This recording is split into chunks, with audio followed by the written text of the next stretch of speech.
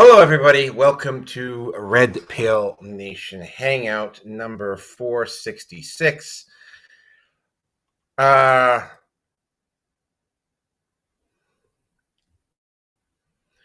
Okay, all right, yeah. So V will be joining us at some point. He's actually having dinner at the moment. With me tonight is Roger. I will let Roger introduce himself, and then I have a statement to make before I actually get started tonight. So, Roger, introduce yourself.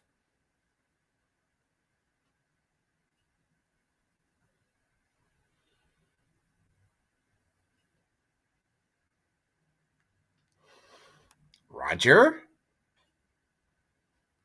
Roger?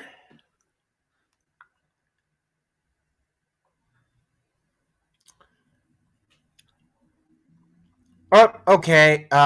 Roger is otherwise preoccupied at the moment, so I am just going to take care. Oh, wait, yeah, I'm just going to take care of the other introductions before we get into the show tonight. For those of you who don't know, and yeah, I'm going to put the banner down below. Yeah, I'm gonna have to start gonna have to remember to ask this. Could you please like and subscribe at both here and Patreon? You don't necessarily have to give me some money, although I would really appreciate it. Remember to like and subscribe here on Rumble, Odyssey, and by the way, the other channels that I'm at, BitChute, Odyssey, MGTOW TV, Brighteon, and YouTube are the other places that I'm currently at. I am also at Minds, Gab. By the way, I've been getting a lot of support on Gab lately. So I'd like to give a special hello to all of the regular supporters that I've been getting on Gab. I really appreciate you guys taking the time to actually give me all the likes and everything there. I'm not getting that anywhere else, strangely enough. So yeah, that's a very that's very positive and very inspiring for me to be getting that kind of like love and support on Gab. Facebook, Minds, Gab, MeWe, Getter, and TLB Talks. Although I've been having some trouble with TLB Talks, I'm going to have to talk to V about that. Gonna respond to a couple before we get into this. And yeah, by the way, please like and subscribe. I would really appreciate that. I was told it was a good idea to remind people at the start of the show. Please like and subscribe.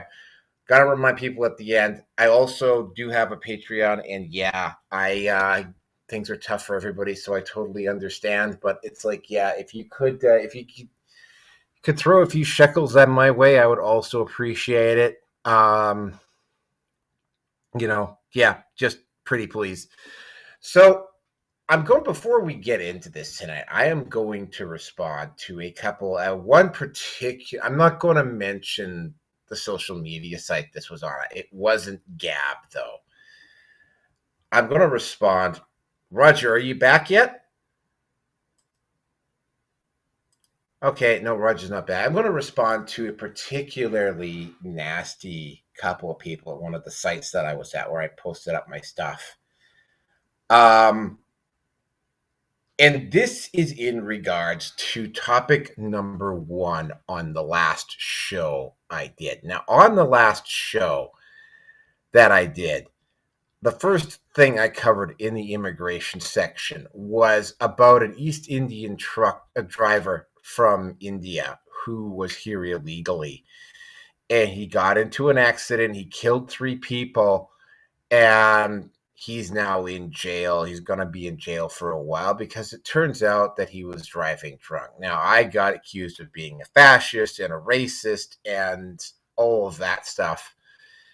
And I had to point out to both of the and I was even one of the guys was even dumb enough to double down and tried to slide in the fact that I also, because I did a fairly large immigration section, and on it I was very, very specific and very, very clear that the individual in question who was tied into tied into that accident was not only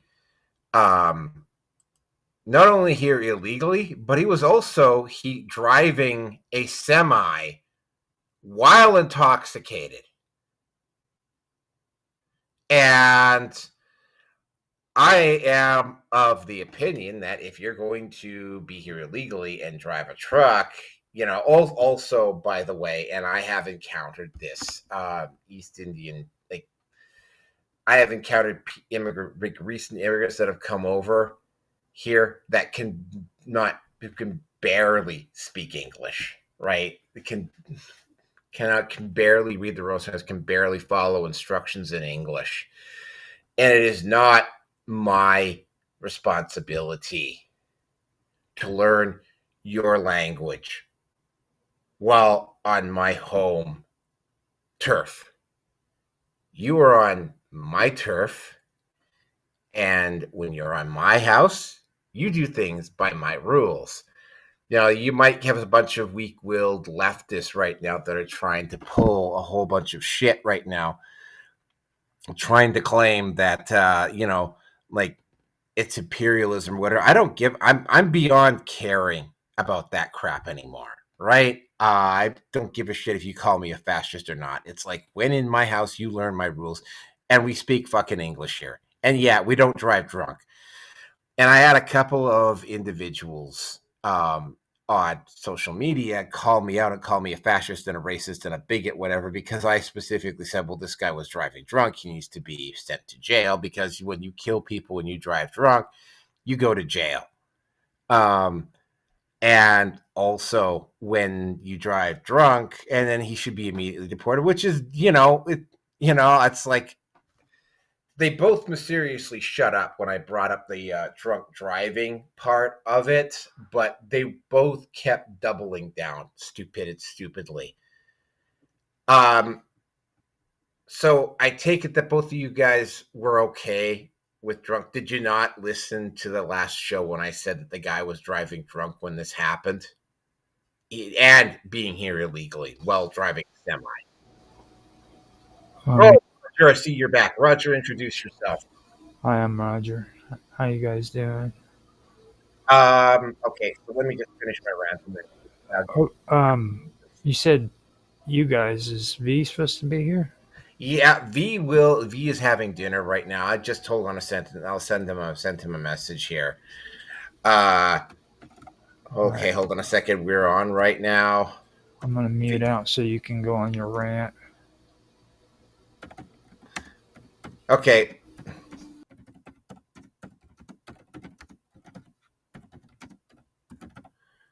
All right. So continuing on with this vein of this particular issue. You want to downvote me because I personally think that like, doing that is illegal. Sorry, what exactly about that statement makes me a fascist? What about that statement makes me a racist? Okay, like, I know the second, third, even fourth generation people from India, from particularly the Sikh community, that are here, and they're not particularly keen on the newer folks coming over here driving recklessly. And although, again, there's a lot of Indian truck drivers in Canada, and way back on our PN14, we actually did an episode about an Indian truck driver who wasn't drunk, but he was driving, well, extremely sleep deprived, and he ran into a bus carrying a hockey team and killed 5 players. He's also currently sitting in jail, by the way. And he obviously feels really badly about that, and he is in jail. He's not going to be doing as much time as, say, this guy in who did this in California. But it's like, yeah, like, like, this is not going to continue indefinitely, right? Like, 467, we're going to be talking about the fact that the state of Michigan just is attempting to pass a rather draconian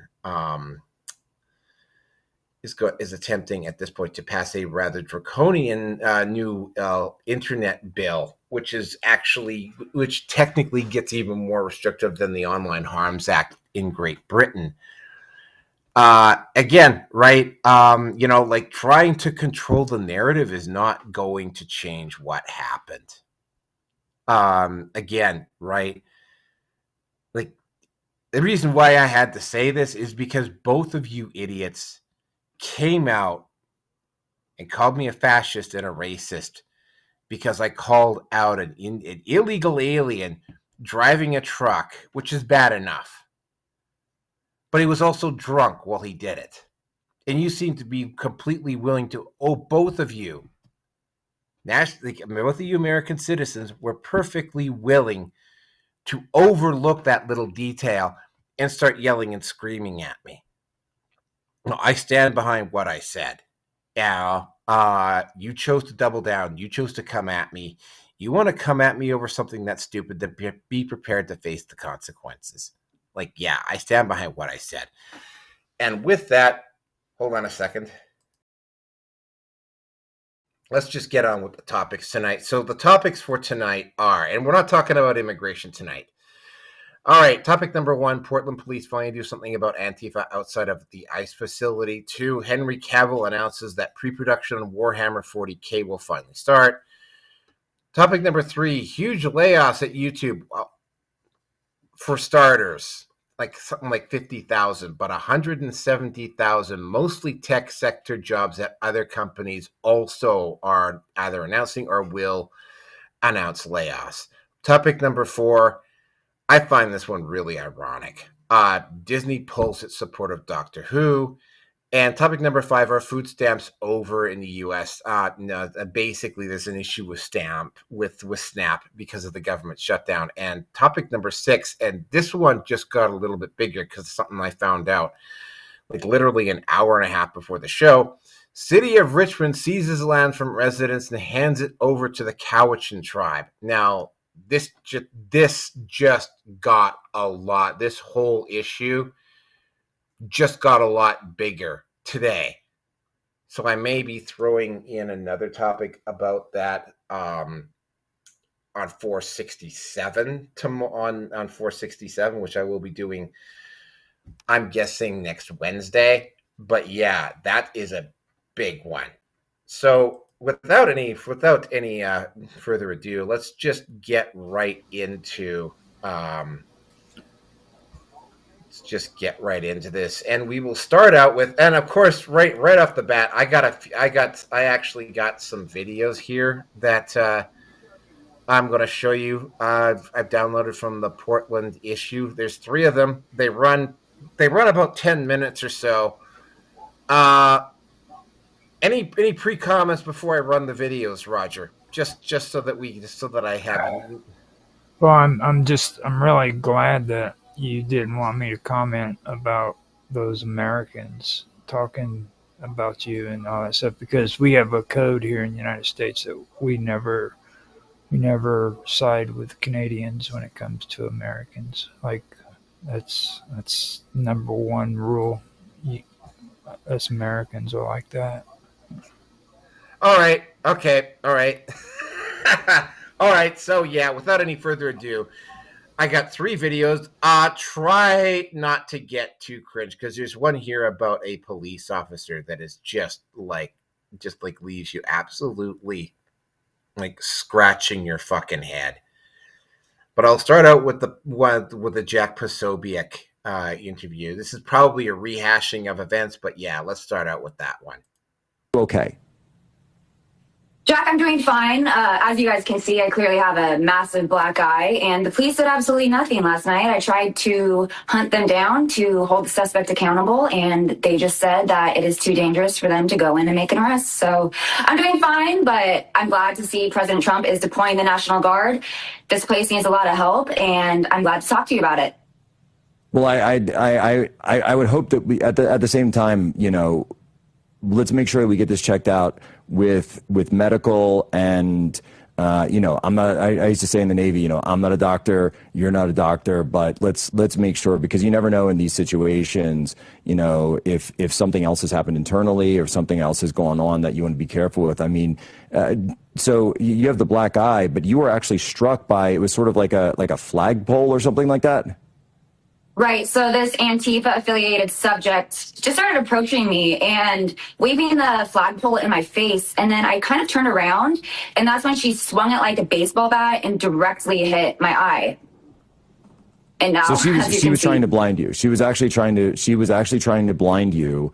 And, a flagpole like that to the ocular socket, I mean, your brain is right there. There's serious, very, very serious injuries that could happen. And look, I'm sitting here in the Charlie Kirk studio. We all know how serious these things can get. And so when I got the report last night that this was going on, and you're out there just doing your job every single night, and God bless you for doing it. Obviously, we need to make sure there's better security out there. But, I got the report in and immediately got on the call with the administration. And I understand that Homeland Security was able to reach out to you. Yes, I talked to them. They're so kind, and they're actually going to be letting some journalists into the facility. So hopefully that'll give me a little bit more sense of safety. But as you can see, I've been covering Portland since June 7th, and it has been completely taken over by anarchist, Antifa-affiliated domestic terrorists now, and police refuse to come in. And what we saw was Police Chief Day said that the National Guard is not needed, the Trump administration does not need to come in. But then when I go and hunt down the suspect who assaulted me, police officers are standing there, refuse to help me. And then when police finally show up, they say, oh, we can't go in because it is too dangerous. So is Chief Day lying to the American people, saying that the agency has everything under control? Oh, but the officers are telling me that it's actually too dangerous for them to go in. And it went from being, a war zone to Chief Day saying, oh, well, it's only a 1-block radius. It's actually about a 4-block radius because police refuse to go in anywhere near ICE. So it is every man for themselves in this zone, and the feds can only protect the federal building, federal property.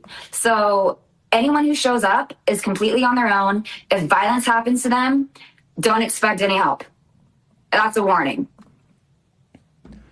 And this is horrific. This is the basic social contract that's been completely shredded on the streets of Portland. And again, as I hate every second of having to describe what happened, is that you were out there, again, just doing your job, documenting what's going on the streets, which, by the way, and Kate, I should ask, were there mainstream media reporters there with you? All these mainstream media that I hear that the streets of Portland are safe, are they walking around with GoPros? Are they walking around with battle helmets? Were any of them there last night when you got assaulted? No, if they have presence, they're on the side away from the action and refuse to go in. And they actually messaged me asking me for my footage. But they refuse to go in because it's too dangerous. Their reports do not reflect that. And so talk to me again about, so the police could they see this happening, or did you go up afterwards? I want to actually dig in on that a little bit. Right. So I was actually going up to film a different altercation. A man got out of his car and started actually confronting Antifa, and I was going, what is this? And so I just walk up, and all I'm doing is filming off to the side, doing my job, as you said. And that's when I got assaulted, and then it was a mob mentality. And police are standing about 20 yards away watching. And so the person who assaulted me is masked, and I go, we need to identify this person so I can actually hold them accountable in a court of law. And I immediately walk up to 3 police officers standing there saying, I just got assaulted. I show them my video. There's the suspect. The suspect's trying to escape. And I told them, I said, you are coming with me. I've had it. We've been assaulted here for 4 months straight now. And I grabbed the police officer. I said, you're coming with me. This is the person who assaulted me. I'm chasing her down in the street. And he goes up to her and he goes, ma'am, we're going to detain you. And the suspect turns around and goes, you're not touching me. And he just goes, okay, hands up, won't do anything. And so in my mind, I'm going, what the hell was that? That was the weakest response I've ever seen. All of these guys are just effeminate males here. There's zero testosterone. And I think that's the problem in Portland. And so I'm still running down, chasing after all of that. And then I go into the Antifa occupation because that's where they ended up. So the comrades can't harbor the suspect from the police. And so I'm being informed that, oh, there's going to be police vehicles showing up. And so I still have the cameras on the suspect. And then all of a sudden, it's a conspiracy. All of the comrades start removing the suspect from the encampment. And then that's when they go into the Antifa safe house. If you guys haven't been following my reporting, there is an entire Antifa safe house 1 block away from the ICE facility. So they do have an encampment where it looks like, oh yeah, they're going to be camping out. But actually, they are being harbored in this safe house where Katie, we're up on a quick break right here, but I want to hold you over because this is key. This is absolutely key. Antifa safe house in the vicinity of the ICE facility. They knew exactly where they put it there. Media is telling us that this doesn't exist. This group doesn't exist. They have an address, and Katie Davis Court is the one who found it and got beaten up and almost had her eye taken off because of it. We'll be right back with more from her. Okay, all right. Now we're going to see the video of the feminized police officer. Now, guys, try not to cringe too hard when you see this. Oh, I see V was here and then he just disappeared. Hold on a second here. I'm gonna send him a message here. All right, here you go. Try not to cringe when you look at this. Antifa in Portland has lost their battle. You have absolutely nobody outside the ICE building right now. Their encampment has been completely shut down. You do not see a single member of Antifa, as the police actually came in today and said they cannot no longer be here. It looks like a hoarder's house here, but you have quite literally everything from buckets full of medicine, toothpaste, floss. You have food right here. You have all sorts of medical gear as well. They had boxes full of masks, and they had a load supply of water. They had all of their supplies and party supplies in here, and they even had things such as fridges, and they even had a barbecue here as well. So this is the end of Antifa for right now. It's been completely dismantled. Here is the barbecue they had right here. Absolutely is gone. Antifa no longer here on the streets of Portland. It's like the patriots, the pro-Trump people came in here and outnumbered them for the first time in a long time. And this could be the downfall of Antifa here in Portland, Oregon. Okay, no, that wasn't the one. This is the one. Again, try not to cringe when you look at this. Is why are we allowing them to block the streets? Yes. So it's a delicate balance of people's First Amendment rights and then, like, you know, allowing cars to move through. This is not like a one-way situation. Like, there are other ways to get people from McAdam off and on McAdam. So as of right now, we're not going to enact anything to, like, prevent people from being in the roadway while they're practicing their First Amendment right.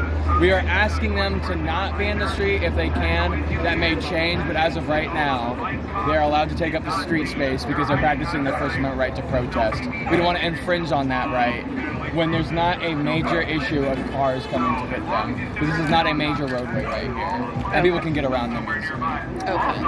Okay. And they're also having their own workers to help guide traffic out of the way. Okay.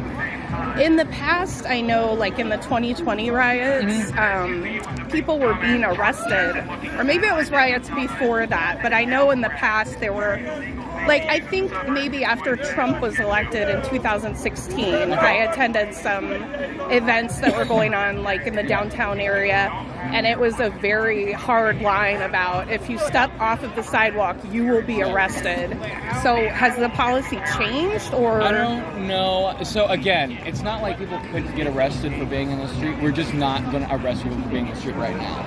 If we're ever going to do that, we will make an announcement. Hey, we are going to make arrests for people who are in the street. Anyone that wants to leave the street can leave the street, and they won't be arrested. This is not an issue. This is not a major roadway for us, right? There are ways for people to get around. There are corkers that the protesters are providing to move traffic. So that's alleviating a lot of that issue. Is that a decision that the mayor is making, or I think we're making this at a day-by-day, minute-by-minute basis. Who's making the decision? Our CMIC, so our commander of this incident right now. Who is that? I don't know who that is by name. I know that we have CMIC. Yeah. Is it Bob Day or? No, so the chief doesn't necessarily run every single one of these. He will have like a commander, a captain, or somebody in a position that will do that and then relay the information to him, because he doesn't need to be doing all of that stuff. He's doing other things, managing other stuff. So does the CMIC answer to Bob Day then? Yes, everyone at the end of the day will answer to him, because he's the chief of police. Okay. At the end of the day, he's the one that needs to rubber stamp everything. But again, just like any organization, both governmental and non-governmental, the CEO, right, in that sense, isn't making every day-to-day thing. They have an overarching thing, and they're making sure that the people that are under them have the ability to make decisions on their own without having to check in with them, because they believe that they're making the right decision. I see. Okay. So does Bob Day answer to the mayor? Yes. Yes. Okay. So ultimately, the mayor is at the top of the hierarchy as far as all decisions here. Yes. Yes. Okay. Because the mayor is like the head of the city. So if the mayor said you need to not let people be in the street at all, you guys would carry that out and make arrests? We would figure out the most equitable way to carry out that. I see. Okay. Interesting. Okay. Yeah, we tried to do like a women's rights free speech event in Portland a couple of years ago, and we were told by city leadership that we would have to purchase it was like thousands of dollars in permits and like insurance and all this stuff. And so does Antifa have a permit or insurance? So I wouldn't say these people are Antifa. I don't know. They haven't told us who they are. Right? I mean, come on. I know. I'm related to Bin Laden and Pol Pot. The government called me Timothy McVeigh, and I've been to North Korea. I would say that and our the people that federal are here... government is evil, and our local government is incompetent. This motherfucker could not get a car out of traffic, and he's too big of a bitch to do anything while I punked him right now. They're incompetent. All we have is our... Can you make arrests for disorderly conduct? Yeah, and so we have in the past, Fuck the police. But we're not necessarily going to do that all the time. We want to be sparing on when we're enacting certain things. You only go after the jaywalkers, and so, because they detained the jaywalkers. You only go after a dad for bod. nothing else but jaywalking. Nothing else but jaywalking. I was a fucking dad bod until I was fucking 40. Yeah, holy moly. Yeah, that's the reason why I wanted to put that 1 second. And here's the last one. This is done by Nick Sorter. This is the guy who actually got arrested by the Portland police. I'm going to say one thing about the Nick Sorter arrest. The moment that Nick Sorter's lawyer demanded disclosure, the charges against Nick Sorter were just dropped, like immediately. Yeah, maybe it's perhaps a good thing that this is done, but yeah, this is Nick Sorter, and this was before, which is why I wanted to have the Eric Dougherty video last. But yeah, this is Nick Sorter, and this is him. This gives you an idea of how extensive this setup was for Antifa. It's cool. So we're actually allowed to use the sidewalk for once time. Look at this. Look at this. Hey, you hungry?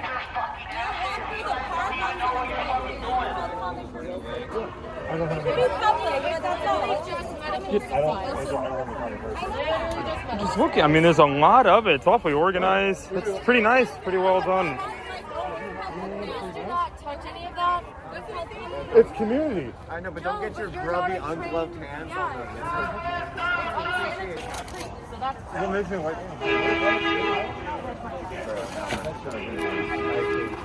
Good job. And guess who, Mr. Fuck you? Hey, Amanda, how you doing?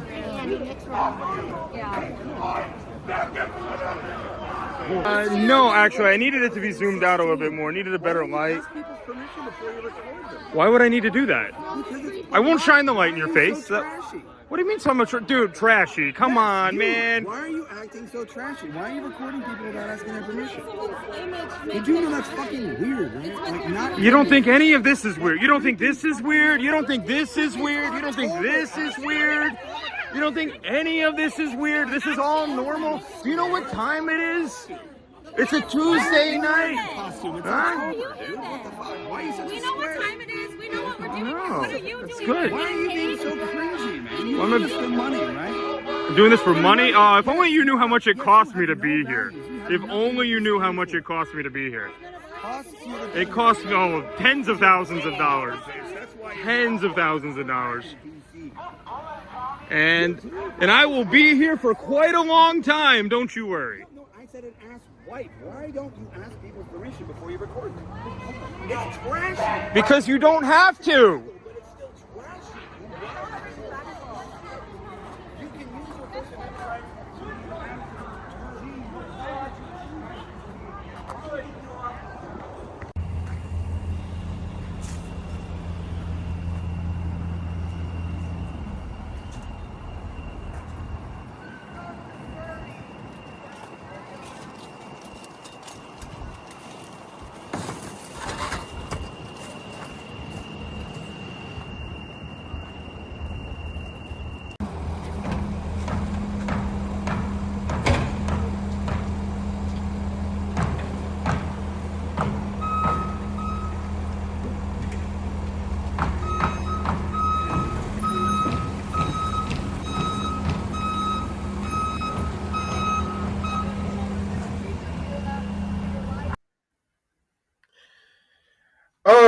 Okay, so yeah, now you see the extent to which the corruption is here. Now, the reason why I wanted to put in that police officer is that, I mean, you heard the police officer, right? It's like, oh, we don't know if Antifa exists. It's like, are you serious? Like, do you think we're stupid? Do you think we were born yesterday? Like, you know, and this is the line that they've been trying. Again, it only works on people who don't bother to go look. And of course, when what people started pointing out is like, yeah, for a group that doesn't exist, they sure as hell are easy to find. Just hold on a second. And they said, oh, well, it only exists online. And it's like, you know, like, when you take a look, hold on a second. When you take a look at that extensive a setup, it is very, very obvious. Again, I got to point out that it was the Portland police that finally moved in and did something. But I mean, it's like that video of that Portland police officer. And by the way, that was a feminist that was doing that interview. You know, I have to point that out to be completely clear. And it was like, and she pointed out something that was really, they had to go through multiple permits, and they had to get thousands of dollars worth of security, et cetera, et cetera, et cetera, for the event.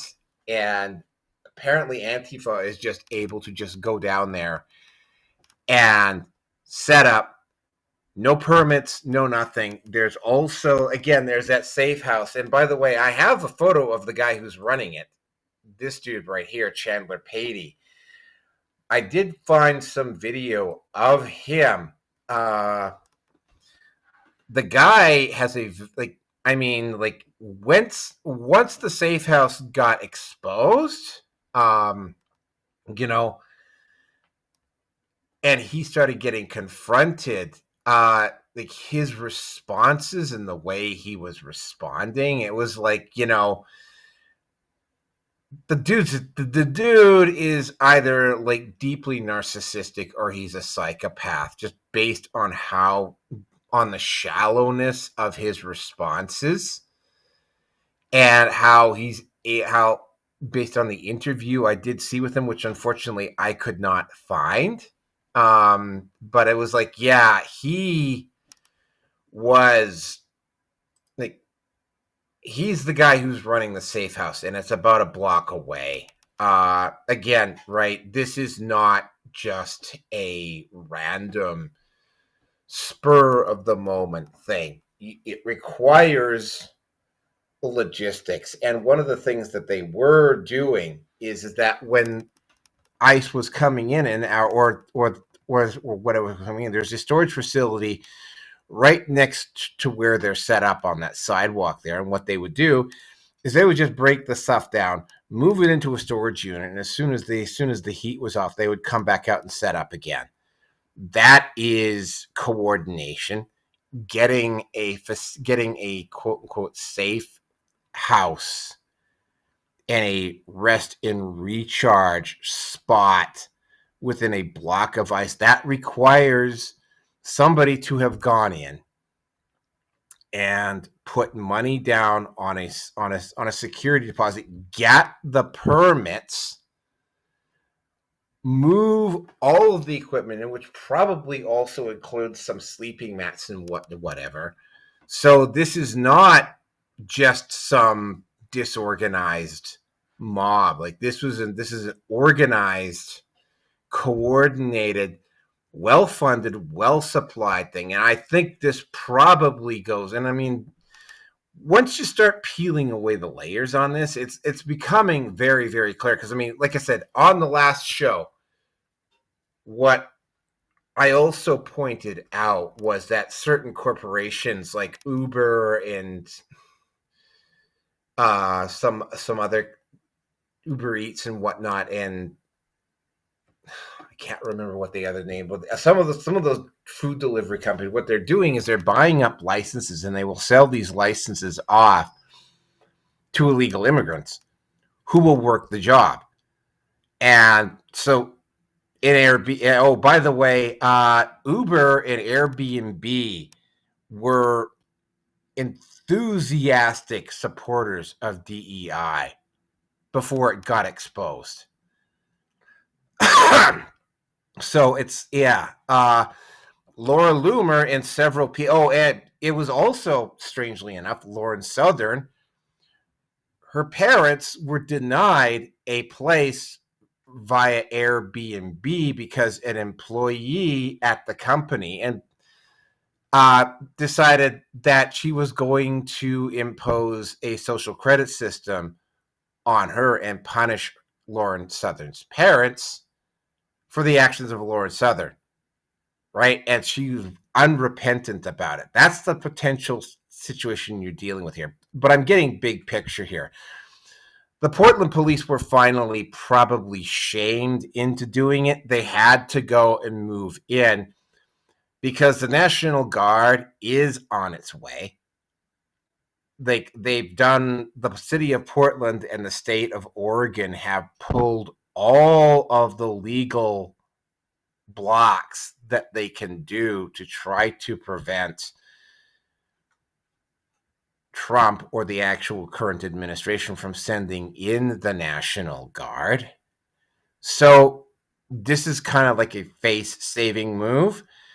I have noticed, although I haven't seen a lot of stuff from the ICE facility lately, I'm actually going to have to go check again, although I didn't see a lot of news coming out from that Portland ICE facility this week. So the crackdown is probably happened, but I mean, the Portland police had to do something before the National Guard arrived, because if they hadn't done something before the National Guard arrived, it would have been some serious egg on their face if they had just done it on their own. So anyway, Portland police moved in. Things have gotten quieter, although I haven't seen a lot of activity there this week, but it's still around. And I see V is back here. So before I let Roger and V comment, I want to allow V to introduce himself. So V, introduce yourself.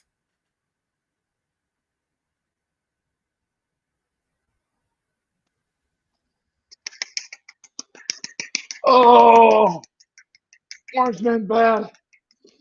Orange Man bad. Oh, oh, oh, oh yeah. Oh, and let's not forget our other commercial sponsor here. Tinfoil hats are us. Yes, that's it. That's right, folks. Tinfoil hats are us. If you were concerned about those pesky alien abductions, and all of that stuff, and you just keep getting probed in uncomfortable places, tinfoil hats are us. Yes, we have tinfoil hats for all types of people, all styles, all makes, all colors. We even got them for the family pets. Just remember to call into tinfoil hats and scream out, "They're not gonna get me!" to get 10% off on your order, or use code REDPILL. Yes. I'm gonna need someone that Orange Man bad, because he's screwing up royally. Yep. Anyways, I'm V.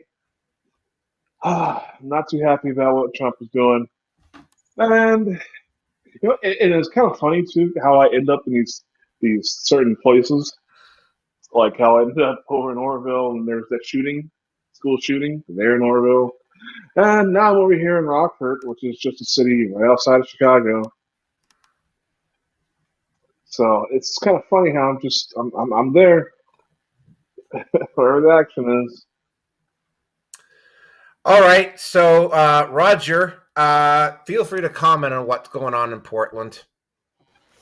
Well, I mean, for the longest time, Portland has always been an issue.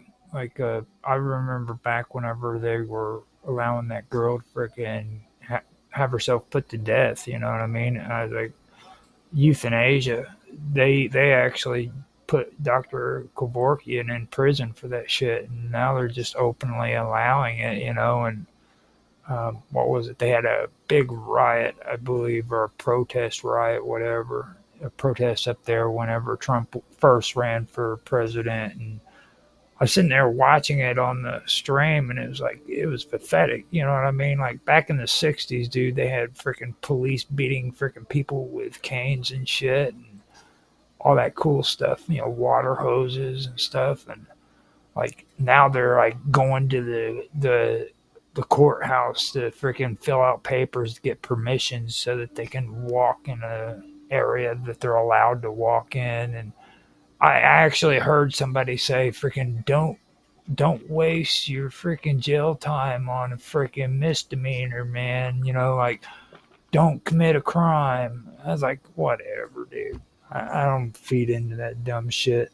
And when it comes to Antifa, I don't know who told you they don't exist, but they're idiots. Okay, they've been around. Yeah, well, that was that police officer. Oh, we don't know if Antifa exists. Meanwhile, they're all over the place, staring him right in the face. Yeah, wow. Antifa's around. And it's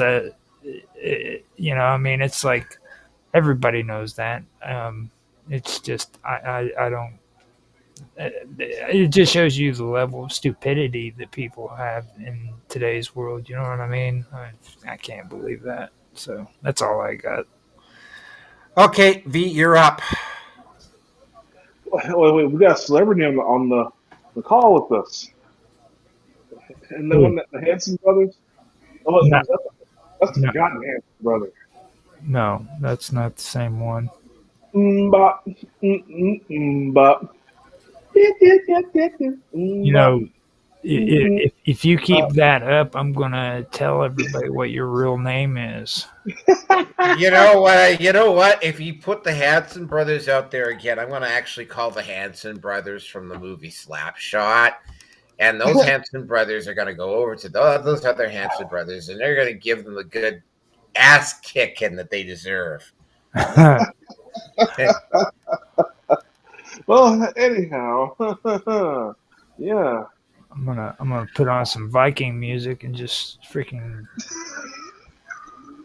don't get me started, man. You put Viking music on and my blood starts boiling, and Valheim calling, buddy. Oh man. I love it. Oh, see, I'm glad everybody's here is in good spirits. despite what the Trump is doing. I don't know if he wants to really do this. I mean, he's not gonna get a third term, anyways. I don't know why people are saying like he's just gonna just take over the country and martial law. He's taken down Negroes in Chicago. We've been here. Yeah. Hell, some of these slaves been here longer than you. So some of the white folks. Listen, well, how many generations? So some of you people are just like, oh, second generation Irish or third generation Scottish over here. No, how about generation 0? Okay. Yeah, okay, but we're talking about Antifa and ICE in Portland, though. So yeah, I stay on topic here. But it is on topic because these are American citizens. American citizens having mobile armed forces coming after people because of what? There's just no legal precedent. There's no reason for it. That's why you have the police. That's why you have the police militarized. Yeah, that's The thing is, though, the Portland police weren't doing anything until it became clear that the legal hurdles that Portland, by the way, decided to declare themselves a permanent sanctuary city while all this was going on. You know what I think it is? They tricked everybody because Portland, it's supposed to be like legal drugs, right? Legal drugs. Yeah. I was wondering how long that was going to last because they have all these people now who are on social services, who are getting legal drugs from social services, or at least implements, needles, whatever, so they can save time. These people are on record now, huge database of users, and they're just going after them. Let's That's not another forget, why you don't trust government. let's not forget the gay people there too. Like they're worse in San Francisco now. Oh, really? Yeah, their homosexual population is like 3 times more than what it is in freaking San Francisco. Because they have their own neighborhood. That's where that whole Juicy Smollett thing fraud thing took place, right? It's like, yeah, a bunch of white guys are gonna walk around in masks at 3:00 in the morning carrying a can of fuel and a noose in the gay neighborhood of Chicago, on the off chance that they're going to run into Juicy Smollett on the street. It's like, I was talking about Portland, dude. Chicago doesn't have like the population I'm talking about. Like I was talking about Portland, Oregon. Well, guess what? You know what? Any port in the storm, right? Yeah. Well, I mean, you want to lay good odds that police officer that they were interviewing, if that police officer's not gay, then he's definitely at least bi, because that was probably the most effeminate looking fucking police officer I've ever seen anywhere. He likes to play. Yeah. He just wants to pretend to arrest you. I still thought that chick was hot with the black eye though. She was pretty freaking hot. Oh yeah, definitely. Yeah, she had a black eye, dude, and she still. That's why you're attracted to her. She's already been told once. Well, she's blonde too. You know how blondes are. Put blonde hair on a chick, dude. Freaking, it's good to go. Man, it's a cock fest. Anyways, I'm done. Thank you. All right, we'll go. Any other comments before we move on to the next topic? What was that noise and everything that V was making when he first came in? That was V pleasuring himself to Orange Man Bad Handball. I'm gonna need some more of that. This Orange Man is really bad. The Orange Man gel, or what is that? Orange Man Bad Handball.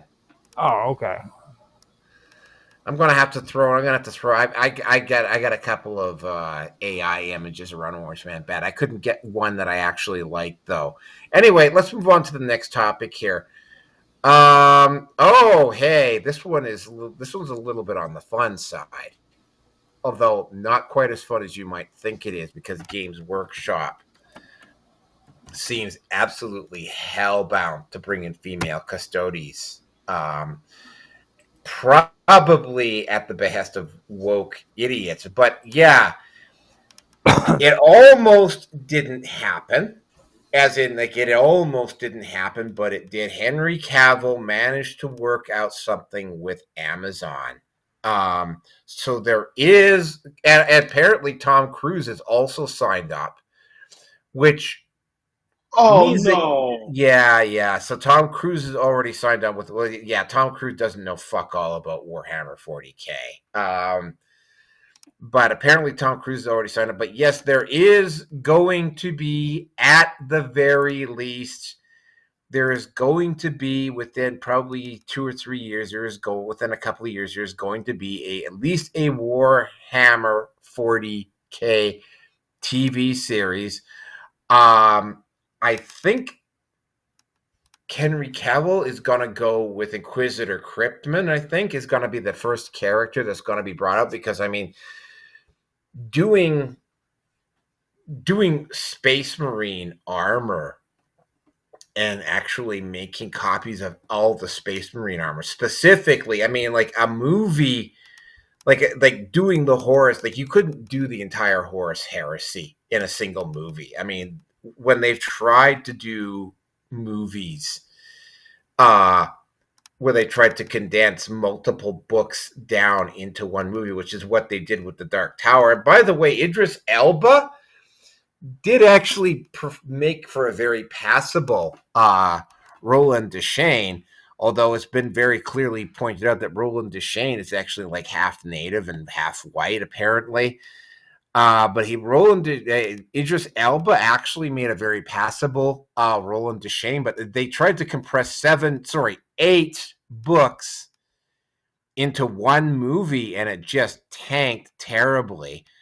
So, I mean, if the TV series goes right, and I'm going to have to imagine that, I suspect that probably one of the reasons why they brought Tom Cruise on is that it gives Henry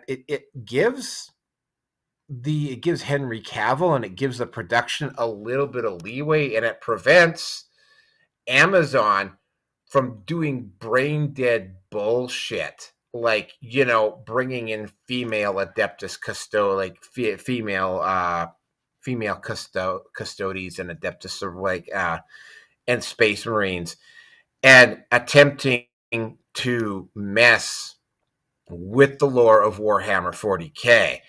Henry Cavill fought really hard, and I mean really hard, almost up to the last minute, with Amazon to make sure that they stayed as true to the lore as humanly possible. Thing about Games Workshop, and specifically about Warhammer 40K, is that Warhammer 40K is so expansive, is that if they want, it's not, if they want female characters, there are plenty of good female characters. There's an entire battle group known as the Adeptus Sororitas. They could make a movie about them. And you're going to love this about the Adeptus Sororitas. That was one of the first things they said. It's like, well, we need female Space Marines, and we need female Adeptus Custodes. And it's like, well, no. There is. We have a female fighting group. We've got 2 of them. We got the Sisters of Silence, so we got the Adeptus Sororitas. And it was like, and you're going to love this. They didn't like the Sisters of Silence because there were no speaking lines, even though hand signals. And I think if you asked female women actresses if they wanted to play a character on Warhammer 40K and have to use sign language instead of speaking parts, they could have done it. And they didn't like. And try not to cringe when you hear this. They didn't like the Adeptus Sororitas because they were, quote unquote, too religious.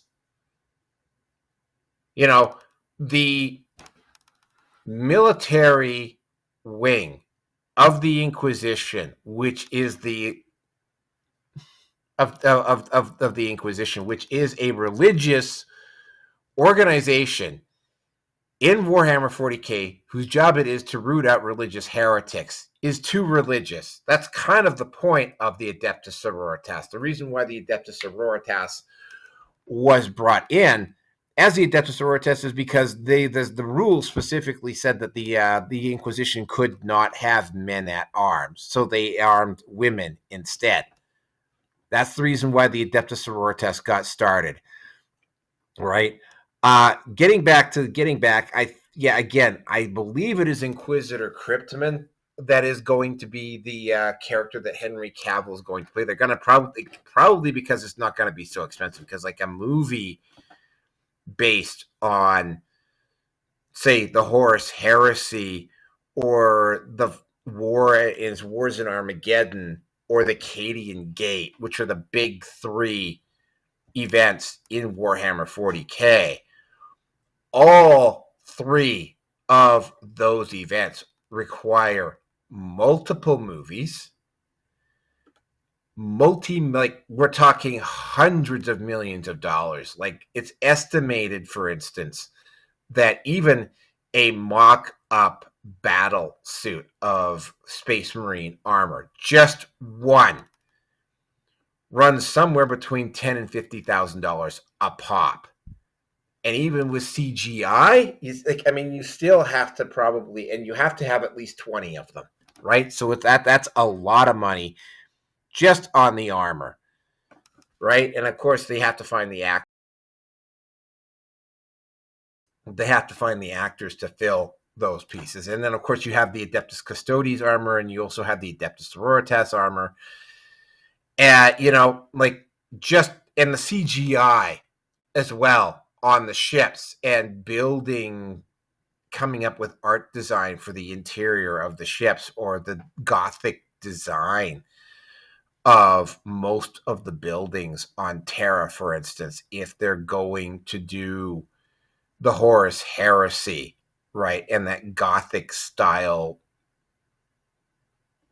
castle, or the Emperor's palace, the Gothic styles of the palace of the Emperor. So potentially, if it's handled right, and I suspect, again, this is why I suspect that they brought in Tom Cruise, because Tom Cruise gives them a little bit of creative leeway on the show, right? Tom Cruise will be able to just say, we're doing this, and he can use his celebrity to kind of stop executives or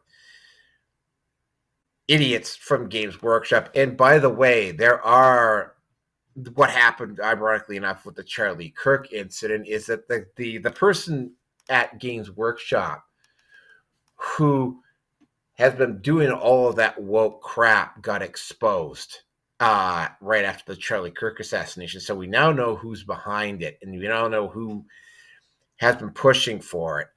And if anybody from Games Workshop actually listens to this show, right, you need to get that faction out of the games, because look at what happened with Dungeons and Dragons, right? You need to get that group out of the company, right? Like, if you start, like, for instance, the thing that is so appealing about Warhammer 40K is the grim, dark, edgy, fatalistic, nihilistic view that the Warhammer 40K scenario has. And it's not something you can mess with, because the people who are going to go see that movie, if you start messing with the lore, and because it's already been established that they've been trying to mess with the lore, it's going to tank, and it's going to tank epically, and it's not like YouTube's not going to be able to run block for you, because if they try to do the same thing that they did on the Acolyte, when Angela Stenberg just could not keep her mouth shut and posted up that cringe video, it was so bad that Disney actually went to YouTube and had YouTube run block for them, and of course it didn't work. work, because basically what ended up happening is like, oh, you're blocking the video on YouTube. Oh, gee, that's too bad. Guess we'll just go see it over at Rumble then, or Odyssey, or BitChute. Like, yeah, like they're not going to be able to control the narrative. The mainstream media cannot just come out and start, and trust me, I have seen it, right? People who call out the woke bullshit that's taking place on Warhammer, suddenly they're the tourists, even though they're the ones that are most familiar with the lore. So, yeah, I'm excited to see what's going to come up. I might even get, because it's Warhammer 40K, I might even get an Amazon subscription just so that I can watch it, because I haven't been this excited about a potential TV series or a movie in quite a while. I'm excited to see what they come up with. At the same time, I'm hoping to God they do, because I think both V will agree with me. You cannot fuck around with the lore on Warhammer 40K. Like, you just can't. The lore is set up the way it is set up, and that's the appeal of it, right? And oh yeah, the Space Marines are cool as fuck. And with that, I think we're going to go with Roger next. So Roger, take it away.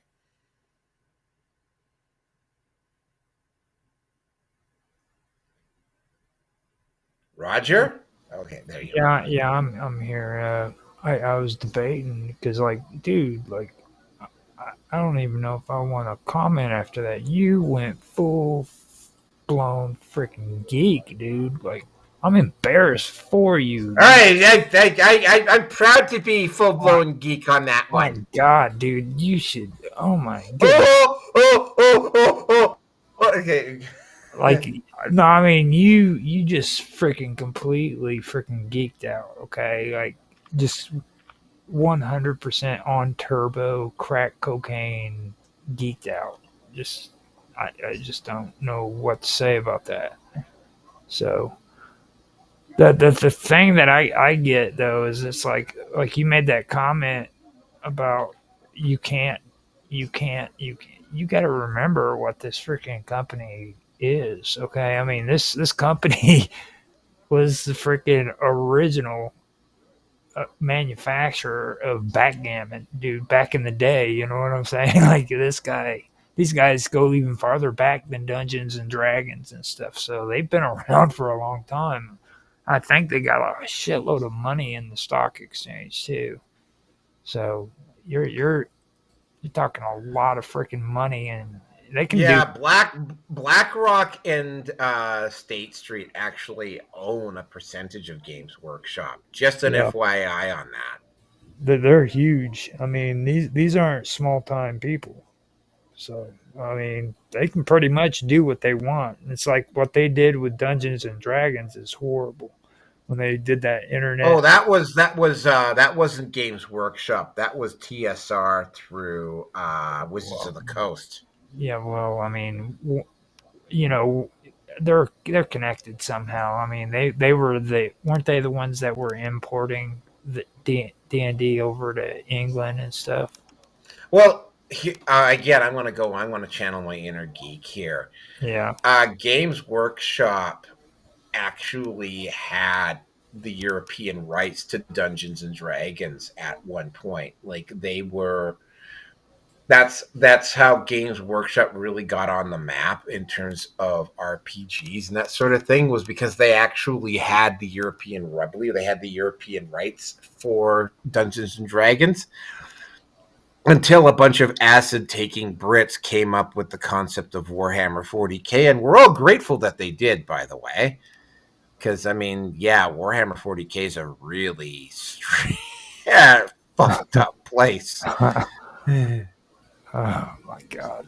Yeah, I'm just going to shut up now. You're just horrible, dude. Freaking, I'm gonna let V talk, because you are freaking geeking out hardcore. You got and damn proud of it, too, by the way. You got all happy and shit.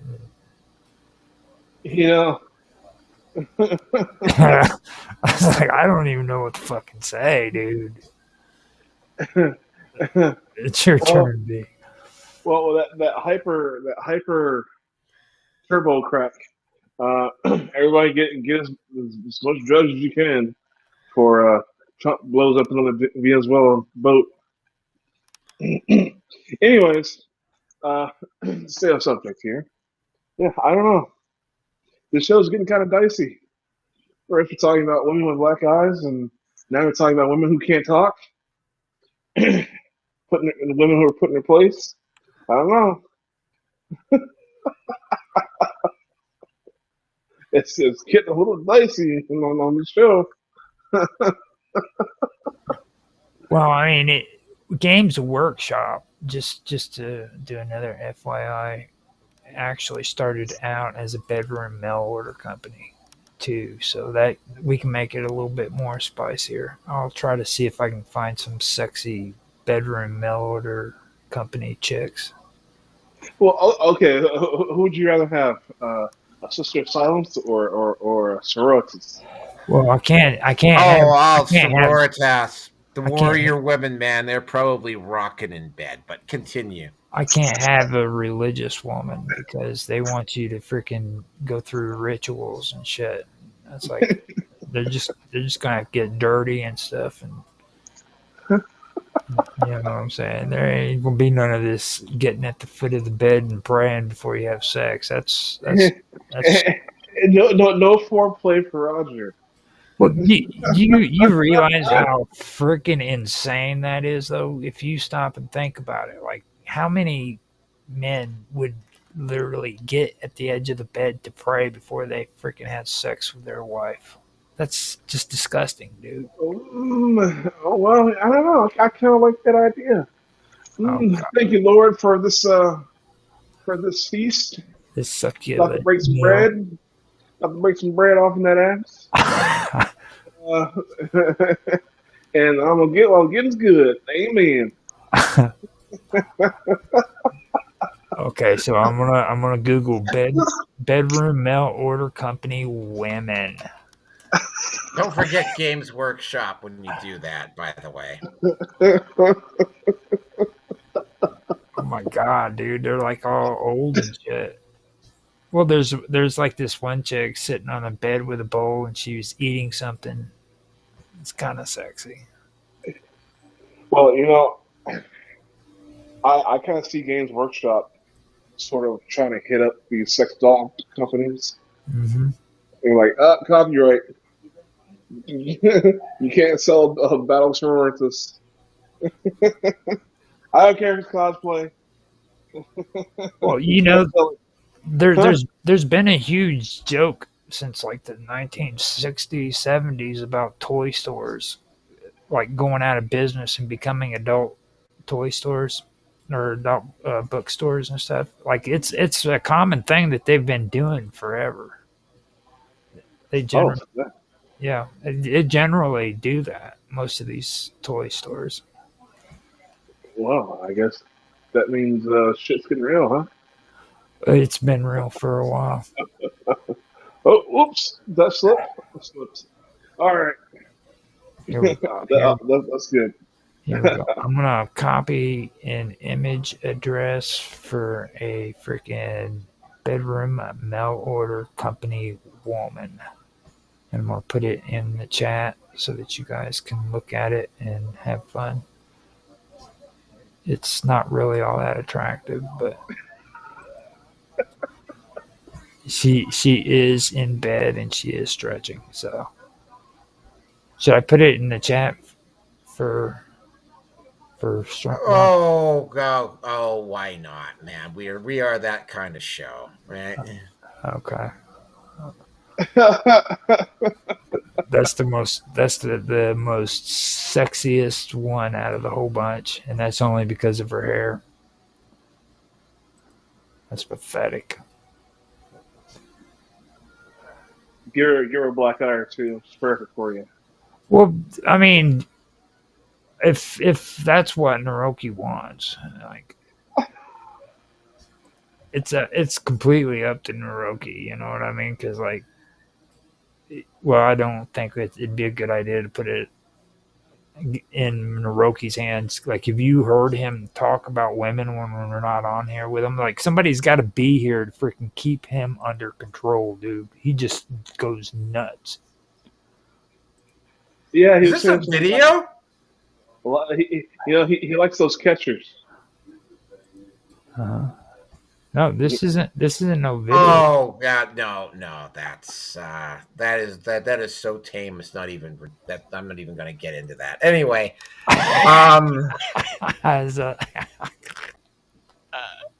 yeah, he just goes nuts, man. It's like freaking you gotta, somebody's got to be here, because if they don't, he's gonna like flip out someday. Well, see, that's why Pearson's there. He has the gimp suit. He's got the baby oil. He's got the grease. No way can hurt him.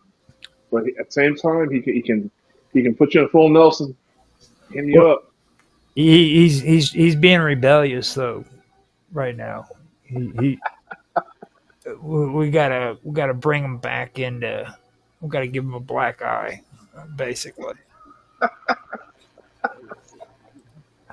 Tell him put that freaking gimp suit on and get his ass on stream with Naroki, because Naroki's just going nuts. Yeah. Okay.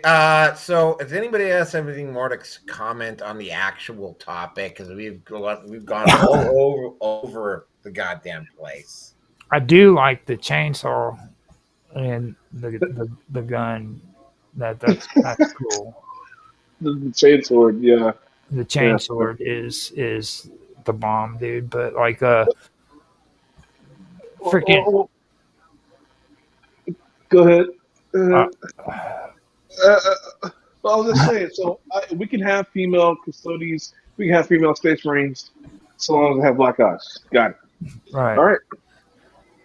And I believe in equal opportunity too. So like, if freaking they want to get into the boxing ring, I have no problem with a transgender man punching them in the face. I'm gonna bring that up. So if they wanna be freaking on those shows, they can go ahead. Guys, for transgenders too, man, you were really stepping outside your bubble. I'm proud of you. There's a lot of growth there. Well, I mean, it's an equal opportunity kind of world these days. You know what I'm saying? Anybody can catch it, huh? Well, yeah, it's just like freaking like everybody talking about these what it call them uni bathrooms, uni toilets, or some shit like that. I'm like, dude, what the fuck are you talking about? It's like, it's always been uni bathrooms or unicycles. Unisex, yeah. Unisex, you know what I mean? It's like freaking the only time you have any bathrooms that says men and women is when you go out and go to like a restaurant or something. Shit, dude, my bathroom's always been unisex. I don't put men in one room and women in another. They go to the same bathroom, so it's equal opportunity.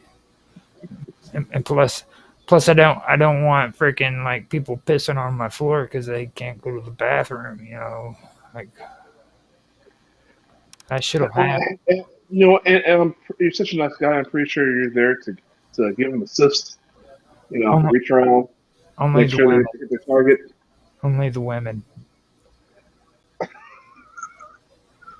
Only the women. Yeah. Trans women. Yeah, hey. Well, what's the definition of woman? Come on now. That's a good question. I've never really checked that out. Like, whoa. Whoa, man. Whoa. Like, stop. Whoa. Whoa. It's like freaking. Like, show me that again. Whoa. Yeah. he had some topics and shit, but I don't know what the hell they were. I'm like, yeah, no, we've completely walked off. We've completely separated ourselves from Warhammer 40K at this point, right? Like you guys have done nothing but not talk about Warhammer for the last 15 minutes or so. Let me point something else out, okay? I'm gonna tell you, like on D&D, when it comes to ogres, they don't care. Okay, they don't care. Yeah, honey badgers, they don't give a crap. They will impregnate a freaking dog. You know what I'm saying? Hey, you want to talk about female parts? Let's bring on some female orcs. Yes, exactly. Orcs, even better experience. Like they the only ones they don't care about having sex with is they hate freaking elves, and that's it. And they won't even eat them, dude. Well, I think in the future we could have orc on top of elf action. That would actually. We can get progressive. As long as there are orcs in Warhammer 40K. As long as they have a British female orc. They gotta have a British accent though. Oh, the orcs in Warhammer 40K have a Cockney accent, which is downright atrocious. Cockney. Well, I was actually talking about the elves, but a Cockney elf. I would like that. That would be hilarious. Oh God, yeah, that's just cringe, dude. Anyway, like, are we actually gonna have any comments about Warhammer 40K or gaming, or can we move on to the next topic? Yes, bring back female orcs. Yes, there are female orcs in AD&D. Well, AD&D is not. It's not really a game, dude. It was like a fluke that just happened. You know what I'm saying? Truth that just happened. Like there's 3rd edition 3.5, and then there's AD&D, which was in between. That really didn't do nothing. People mention it, but that's about it. You know what I mean? Nobody wants to play it. I would play it. You know what I mean? But for some reason, nobody likes to play it. Oh well, what wouldn't you play? I to be honest, there's a few games that I would not play from White Wolf. Oh please! As long as you give a chick a black eye, you're gonna be willing to play it. Well, yeah, you're right. I mean, I can't say that. I would play pretty much every freaking White Wolf game there is, to be honest with you. I'm a loser, dude. Whatever. You know what I'm saying? It's like shit. Just make sure you put a bag over my head. But if you want to go into real legit games, Palladium is the way to go. All right, Palladium. Now you go into Palladium, you can play every single game. You can mix them all together, and they all have the same stats. Like there's no changing the stats according to a game like the other ones. But Palladium, you go in there, if you want to play Robotech, you can play Robotech, and freaking you can turn around and use that same Robotech freaking character in freaking one of their other games too. You know what I'm saying? Enemies and Allies is a really good one if you guys are into that stuff. I'm into one that's called After the Bomb. And After the Bomb is cool because you can actually have like frogs as a character because they're mutated. So let me guess. You're the kind of guy who likes sloppy seconds. Oh, I love it. And you think the frogs turning gay. Well, like The frogs are actually cool because, like, you got a frog that's a baseball player, okay, and as long as he's moving, he grows and he imitates the person that he last sees. So as long as he's moving and he's eating, he freaking doesn't change back into a frog. He imitates another person. See, so if you want to be like a superhero, you just go and you look at a superhero and you become that person. But you have to keep eating and moving. I'd sound that. Let's see. So what I did is since he was a baseball player, I made him a pitcher, and a pitcher is a good thrower. So all I have to do is imitate somebody and become a thrower and hit them with baseballs. He's just walking around hitting people with your balls. Yes. So he's not a catcher, huh? Okay, guys. Yeah, all right. Yeah, all right. Ball in the background like Sonic the Hedgehog. No, I'm just hitting him with my balls, like he said, dude. I'm like freaking. Okay, you know what? We're moving on to the next topic here. Okay, like we're just like completely off topic here. All right, so how many topics you got, by the way? I got 6. Oh shit! Okay. I better shut up. All right, so the next topic, and this one is actually kind of this one's actually news because there's a lot of geek content. Again, I make absolutely no bones about it. There was a lot of geek content on this one. There's another geek topic that's going to come up here after this one. So everybody Louis Rossman was talking about this a few months ago. How about YouTube was acting like they were a company that was basically going through their couch looking for spare change. And then, of course, they started pulling all sorts, and it was all around finances, right? It was all about, like, first there was the forcing you to watch ads. And they got so vigilant about forcing you to watch ads that they actually went as far as to go on to MSN and Internet Explorer, which didn't allow ads when you watch them watch YouTube on MSN or on Internet Explorer.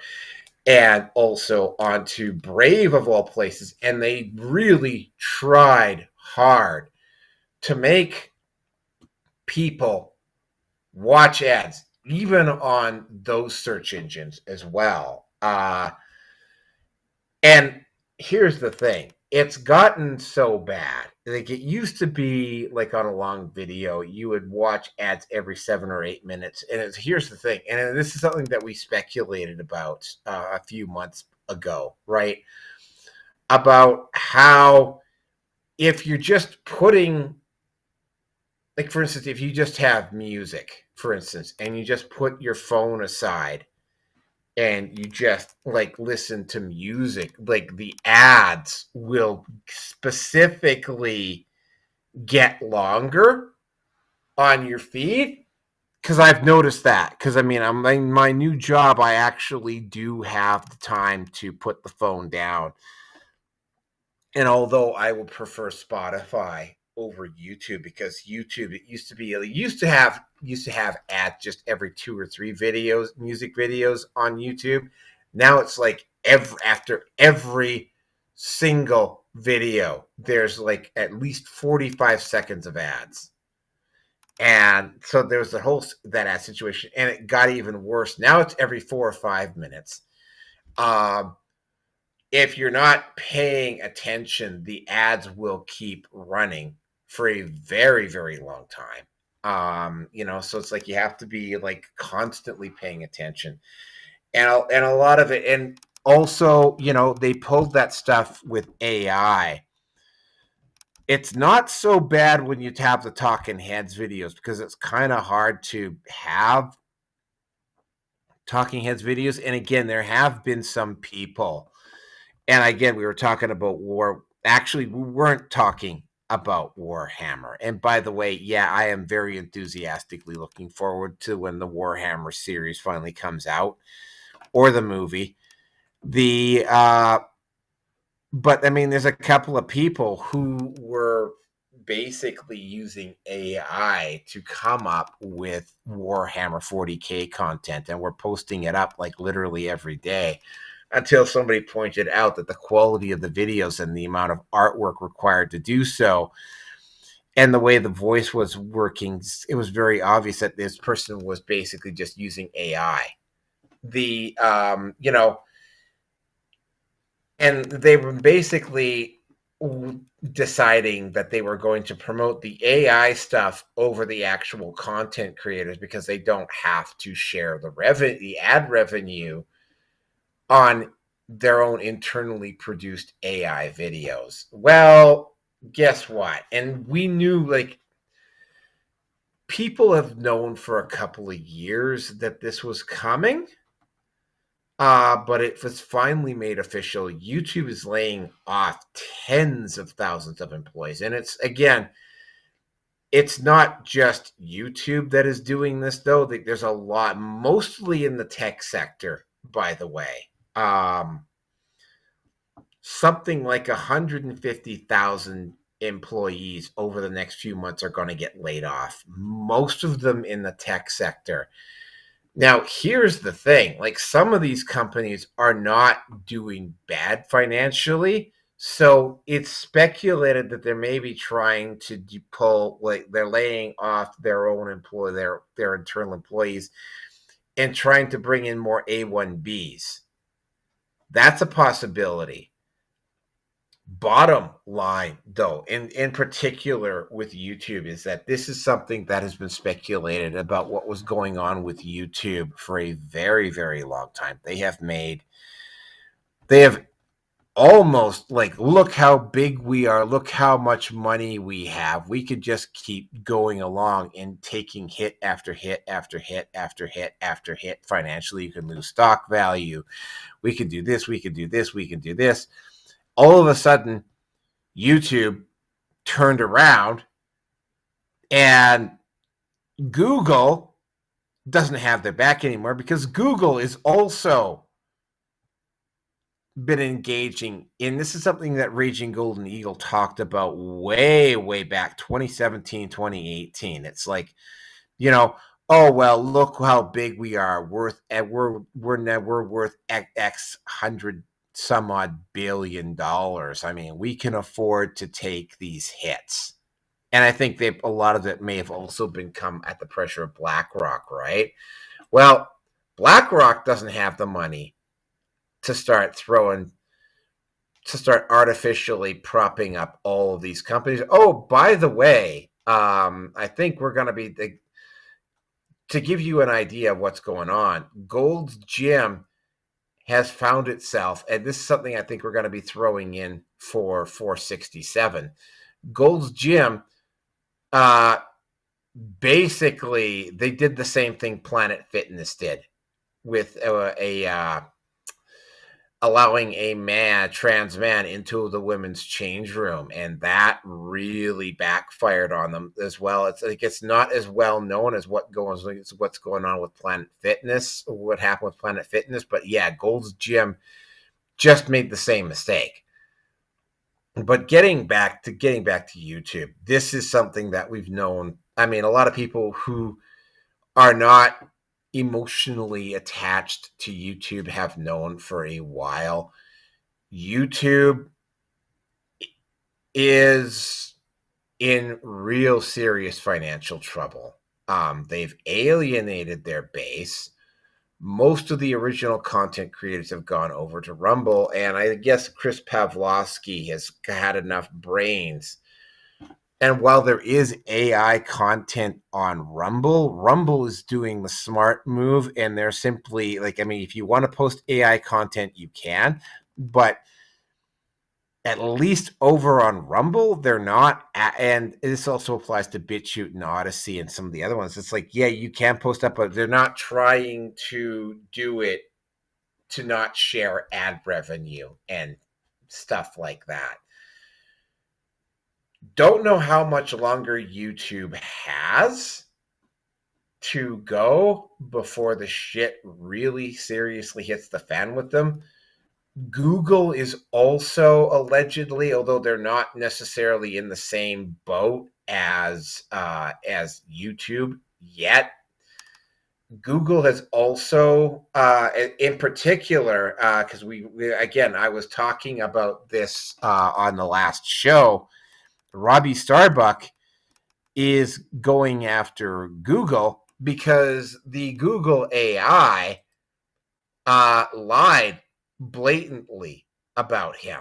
And it lied to the point where, and this is obviously done by somebody at Google, where somebody prompted the AI to generate artificial articles about Robbie Starbuck, claiming that he was involved in a murder that he wasn't involved in, because he was only 3 years old at the time when this event took place.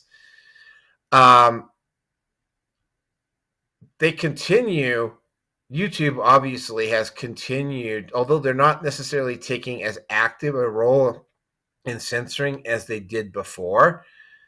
YouTube is really starting to feel the heat. And of course, the whole cancel culture that existed on YouTube has lost its ability to control the narrative because, you know, you want to ban the Amanda Stenberg cringe video on YouTube. Oh, gee, that's too bad. I guess I'll just go over to Rumble or BitChute or Odyssey, and I will go see it there, right? So they don't have the ability. YouTube has been losing its ability to control the narrative. They're obviously been losing a lot of money, and yeah, no surprise, they're at the point where they have to start laying people off. I'm wondering how many of those layoffs, though, came in the video creation department. Again, I think what's going on here, though, is that YouTube is big enough that, again, YouTube and Google they obviously seem to think that they're big enough that they could just continuously keep taking hits. And to their bottom line, they can just keep losing customers because, like, yeah, I will freely admit, like, I will still occasionally use the Google Chrome search engine, but I mean, I'm probably using Brave about 70% of the time now. DuckDuckGo is a very solid second. I'm probably using Google maybe about 10-15% of the time now. Well, Google is only good for good pornography. Well, wasn't Roger saying that Bing was the place to go for that? Yeah, he would know. Let's go. All right, so yeah, YouTube is in deep shit, and you know what can I tell you, man? YouTube is YouTube. I don't know, man. I don't think YouTube is going to resemble what it currently is now. It probably won't look that way in another 3 or 4 years' time, if it even exists at all, right? Because it's like, yeah, they keep making decisions that leave the original content creators like getting less and less and less revenue off of YouTube. And of course, yeah, they're all going over to Rumble, or they're all crowdfunding like I am. Therefore, it is, yeah, it's getting more difficult for them to be able to pull that off. And again, right, as YouTube loses its ability to exercise soft power, the cancel culture doesn't work. And because the cancel culture is not working anymore, as like, or as nearly as effectively as it used to be, the hooray, right? By the way, I'm also going to point out that you expect to see large companies laying off lots of people over the next few months. They were saying, and they were saying this while Biden was still the president, that there was going to be some type of an economic crash. Would you see BlackRock and whatnot try to organize some type of an economic crash because Trump is currently in power? Yeah, they would do that. But again, right, that's just an add-on to what's already currently happening. But yeah, 150,000 jobs, 50,000, 40 to 50,000 of those specifically at YouTube. And with that, I'm going to turn it over to Roger.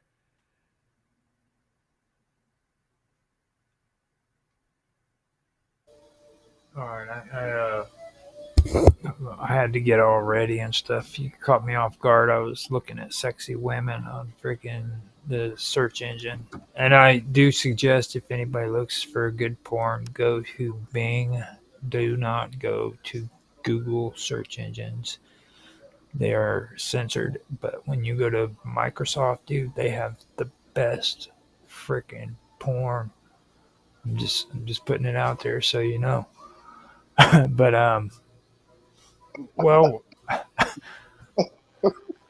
just you know, I mean, it's like you stop and you look at it, okay? Like I actually took time to watch that Mr. Robot movie because my buddy who calls himself Mr. Robot freaking told me a while back to do it, and I never got around to do it. And he brings up a good subject about this topic. Actually, he's like, you take a look at the way people are, all right, and with the Mr. Robot in the TV movie or with the movie, he says you take a look at it. Everybody idolizes Steve Jobs, okay?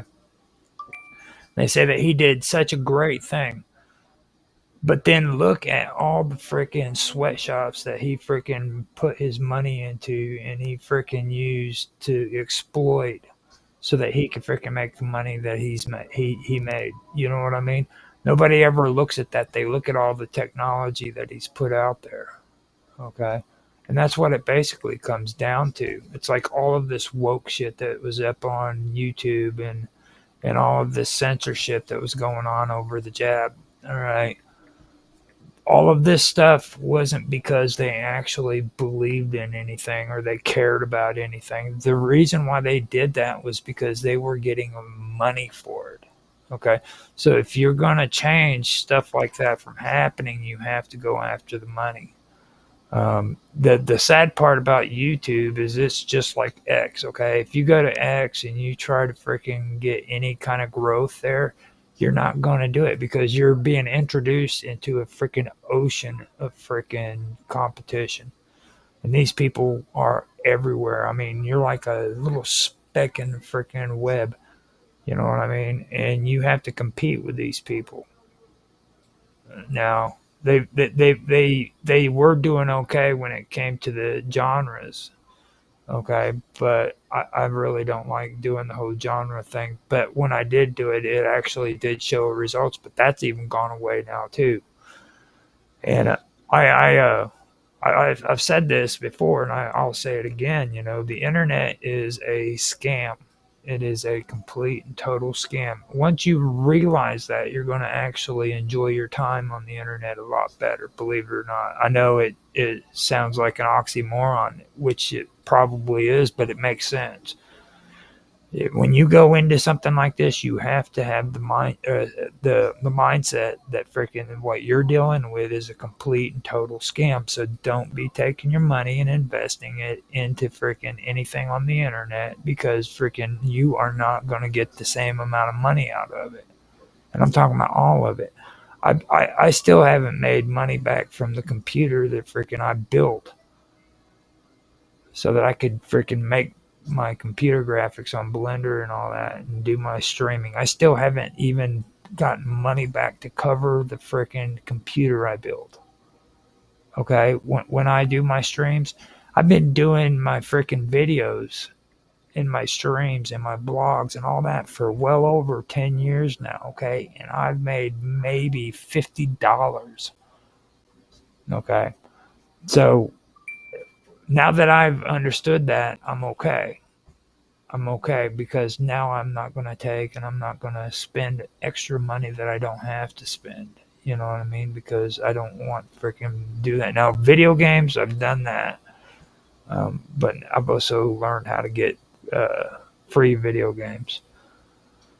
I'm not going to go on vidIQ and pay them freaking $6 a month so that I can freaking learn some cool hashtags.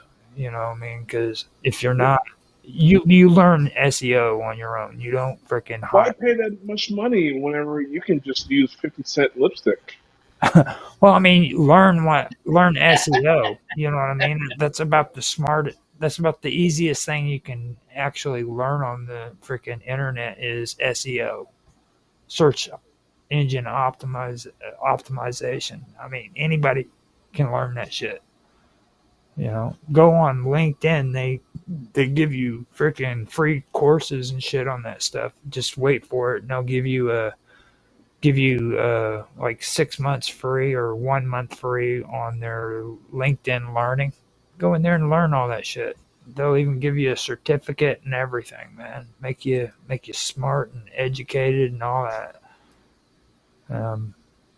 I mean that's the way I've had to deal with it. I don't play around with that shit anymore. I actually gave up on trying to be a freaking content creator superstar a long time ago. I do it now because I did it before because I was addicted to it. Now I still love to edit my videos and put them up, but that's as far as it goes. And the reason why I do that is because, like I said, I love doing it. I don't do it. Your videos or the videos on Bing? My videos. Well, okay. You know. And dude, the greatest thing I ever found was free porn. Like, it took me forever to figure out what everybody was talking about free porn on the internet, like back in the 90s and shit. And when I found out that you can freaking actually get free porn through the search engines, dude, it was like, you know what I mean? It was like freaking the gates of heaven opened up, man. Those pearly gates. Yeah, it was like, they got even pearlier when you were done. You know you've reached your climax, dude, when you find out how to get free porn. And with that, I will pass. All right, V, you're up. I forgot the subject. Well, holy crap! What are we talking about here? Oh, you got to be kidding me! You don't remember? Stay on focus. Stay on focus. YouTube lays off 50,000 people. Courtney, tech sector lays off close to 170,000. Yeah. So, Roger, that's fair.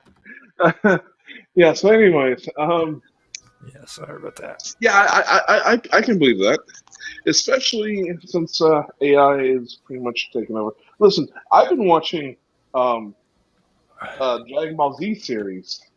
That's 100% AI generated. Everybody's faces look like a variation of Henry Cavill, which is kind of creepy. This AI only knows. So Vegeta looks like Henry Cavill. Raccoon, he looks like Henry Cavill. Even Frieza looks a little bit like Henry Cavill. Goku looks like Henry Cavill. And it's like really creepy how it only knows one face. But anyways, yeah, I've been watching a lot of AI generated content lately.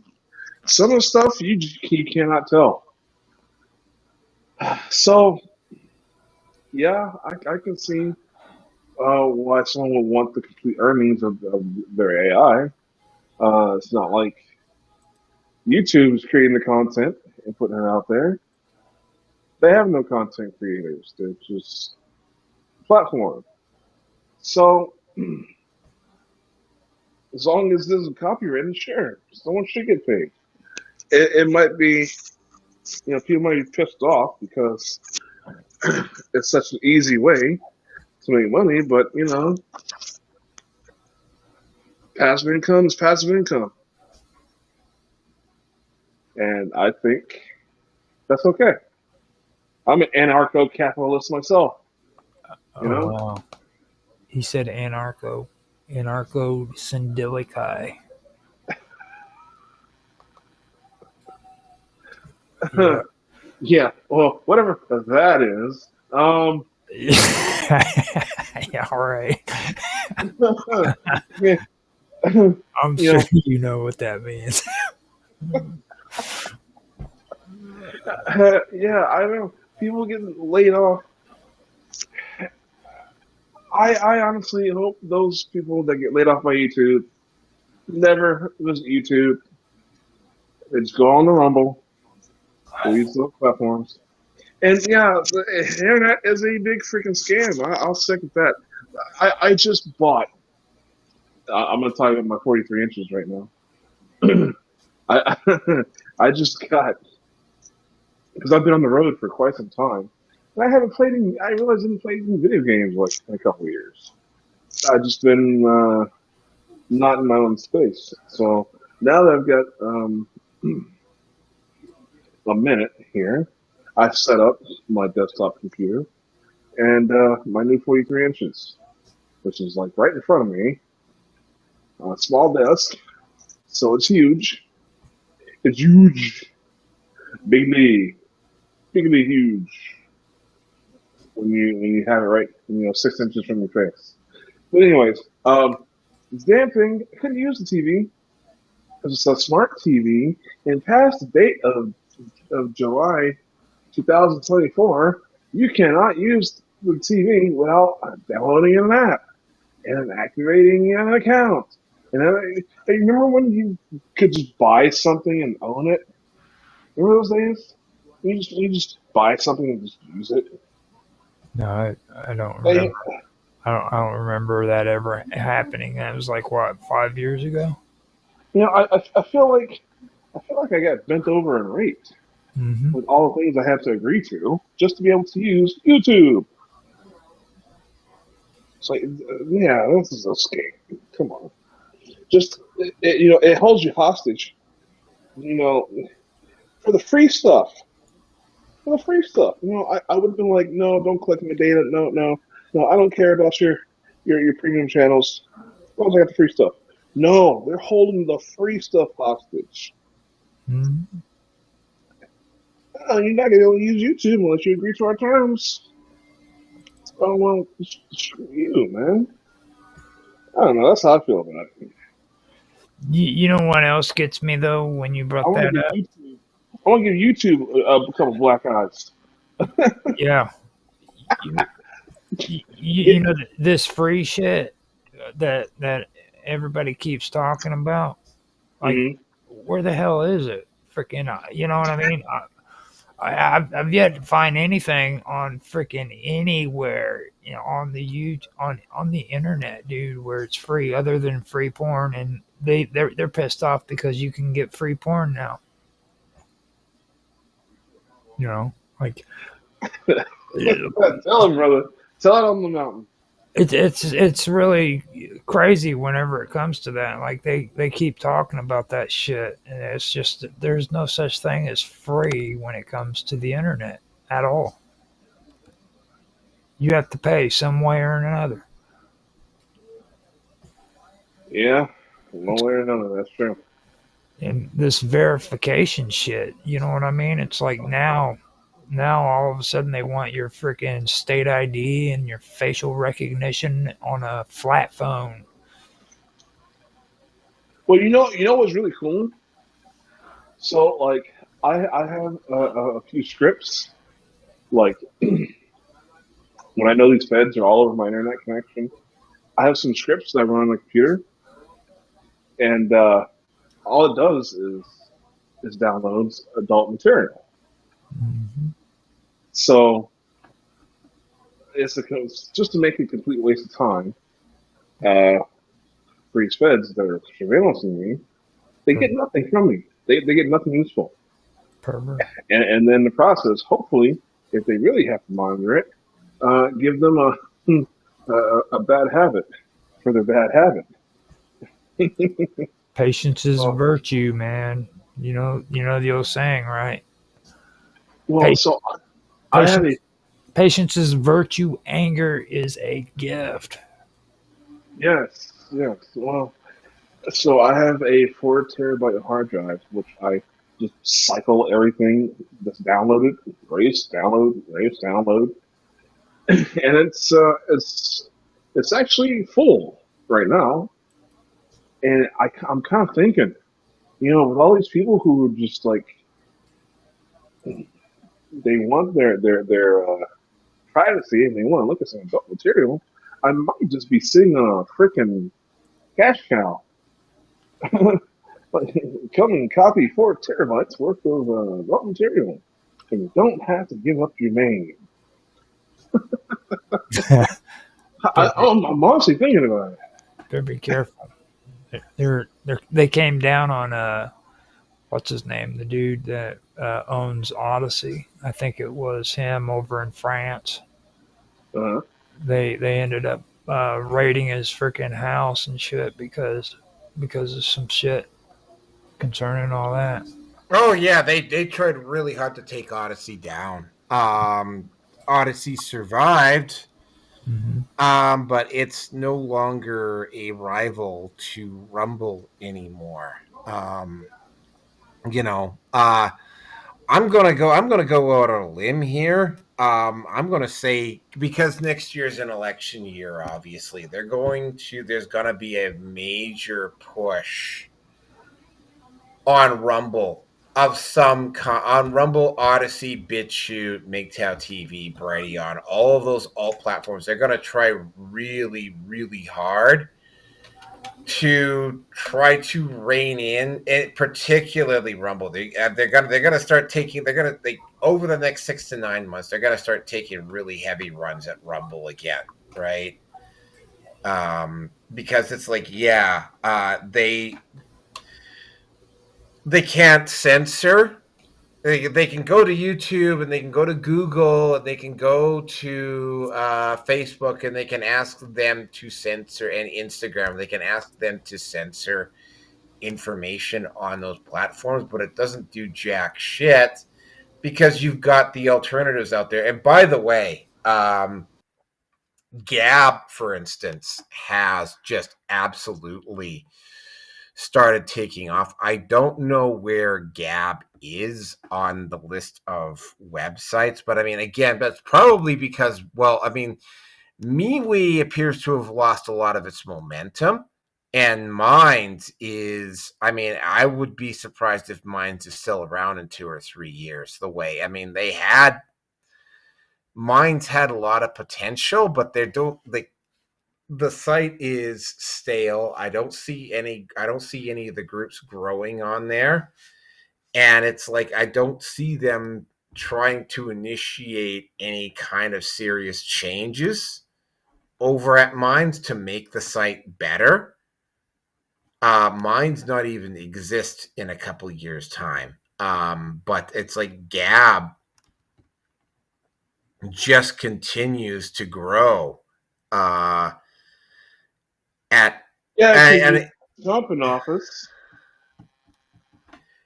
Gab just continues to keep growing, and Gab. It's like they're gonna make a serious push on alt tech because, again, right? And this is the other thing about this, and this is another one of those things that just makes you go, I'm finding it very, very curious that YouTube is now suddenly finding themselves, and Google too, is suddenly finding themselves in financial trouble now that the current administration has cut off a lot of their money supply. This is the same sort of thing that happened over at the Daily Wire as well, right? Just so they could prove that I'm not being politically biased here. Same sort of thing happened over at the Daily Wire as well, right? Like they suddenly started having financial trouble when the government money spigots got turned off, which kind of suggests that maybe the Daily Wire was just nothing much more than just controlled opposition.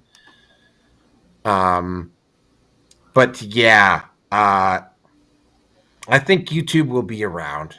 I don't think YouTube will be the site that it is now. Unofficial, unproven. Don't ask me to prove this. I'm just going with a gut hunch here. I'm thinking YouTube is just one more major mistake away from being completely knocked off its perch, right?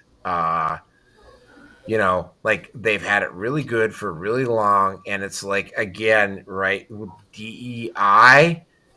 This is something that I talked about with feminism a few months ago. DEI has made them fat, lazy, and stupid because somebody else always had their back, right? So they could get away with this, they could get away with that, they could eat this, they could eat that because BlackRock had their back, or they were a big company, so they could eat the financial hit. Now the money's not there for them as much anymore. BlackRock is, I mean, at some point, BlackRock is going to start facing some serious financial heat for some of the stuff that they've been doing. And, BlackRock doesn't have the cash that it used to have either. And both of those places are really in serious trouble. And, in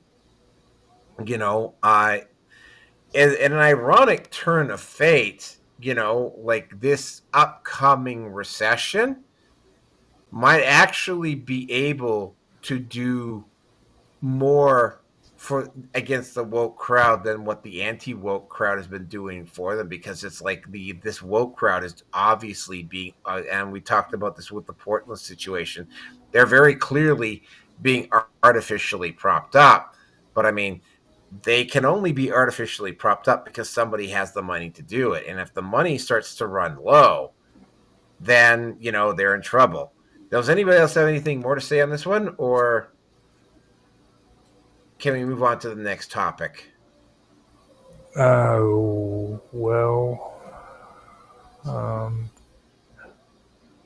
it comes to the whole woke thing with YouTube, I think that here in the near future, I think it's all planned. I don't think they really want anybody on there anymore streaming like with us.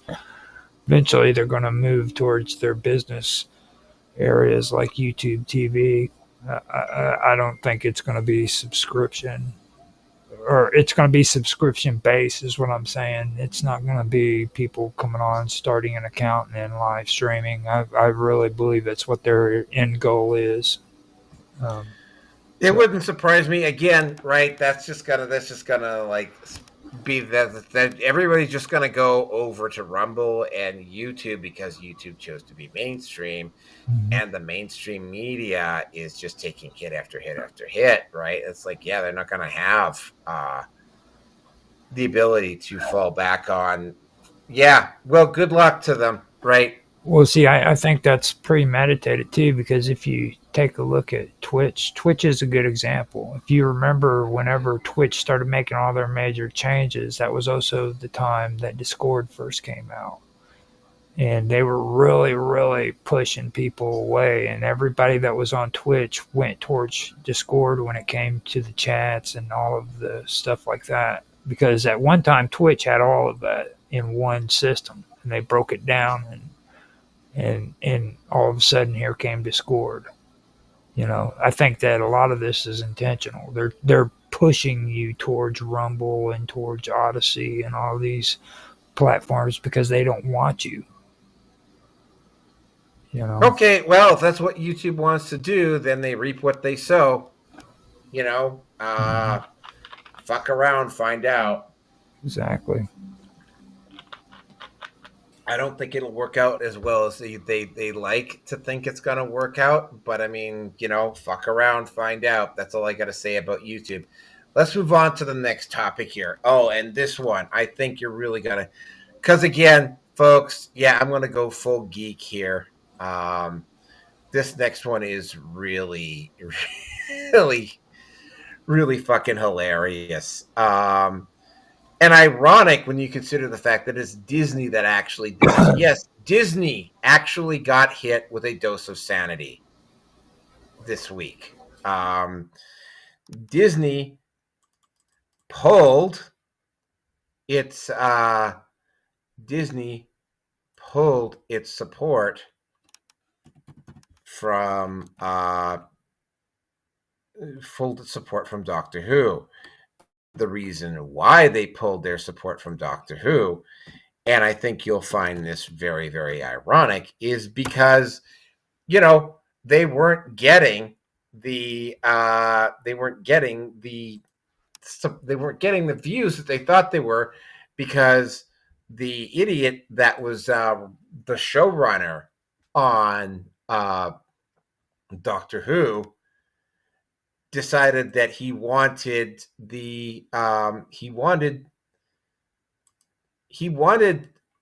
to push the message rather than actually getting viewers to his actual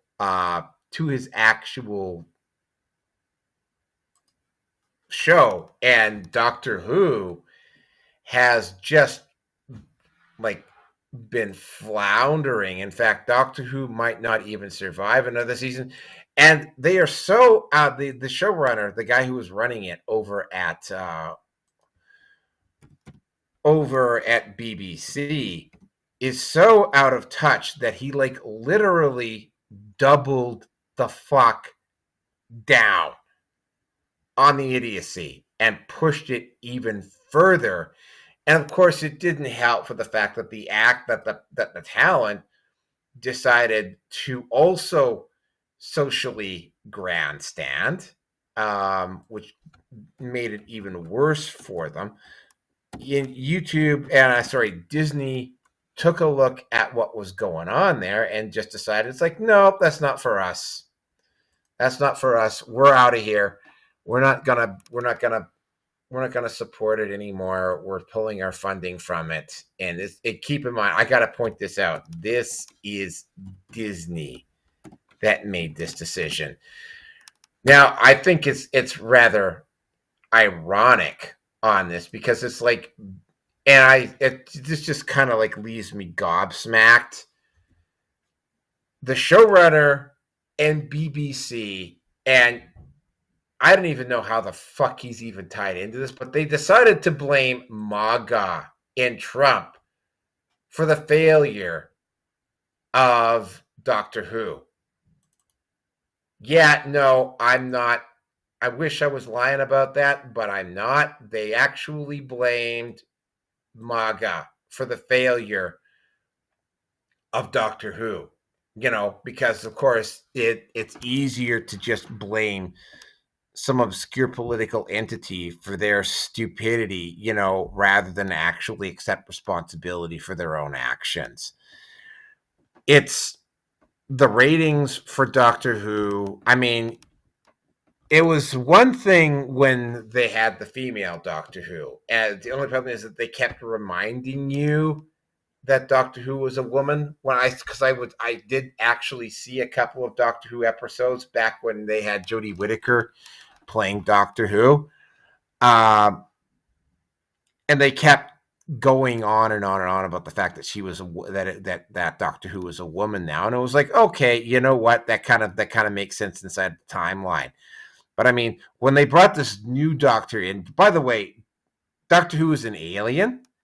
He's not a human, but they decided to make him black, which is okay, that's fine. But they also decided to make him gay. And of course, they didn't stop there.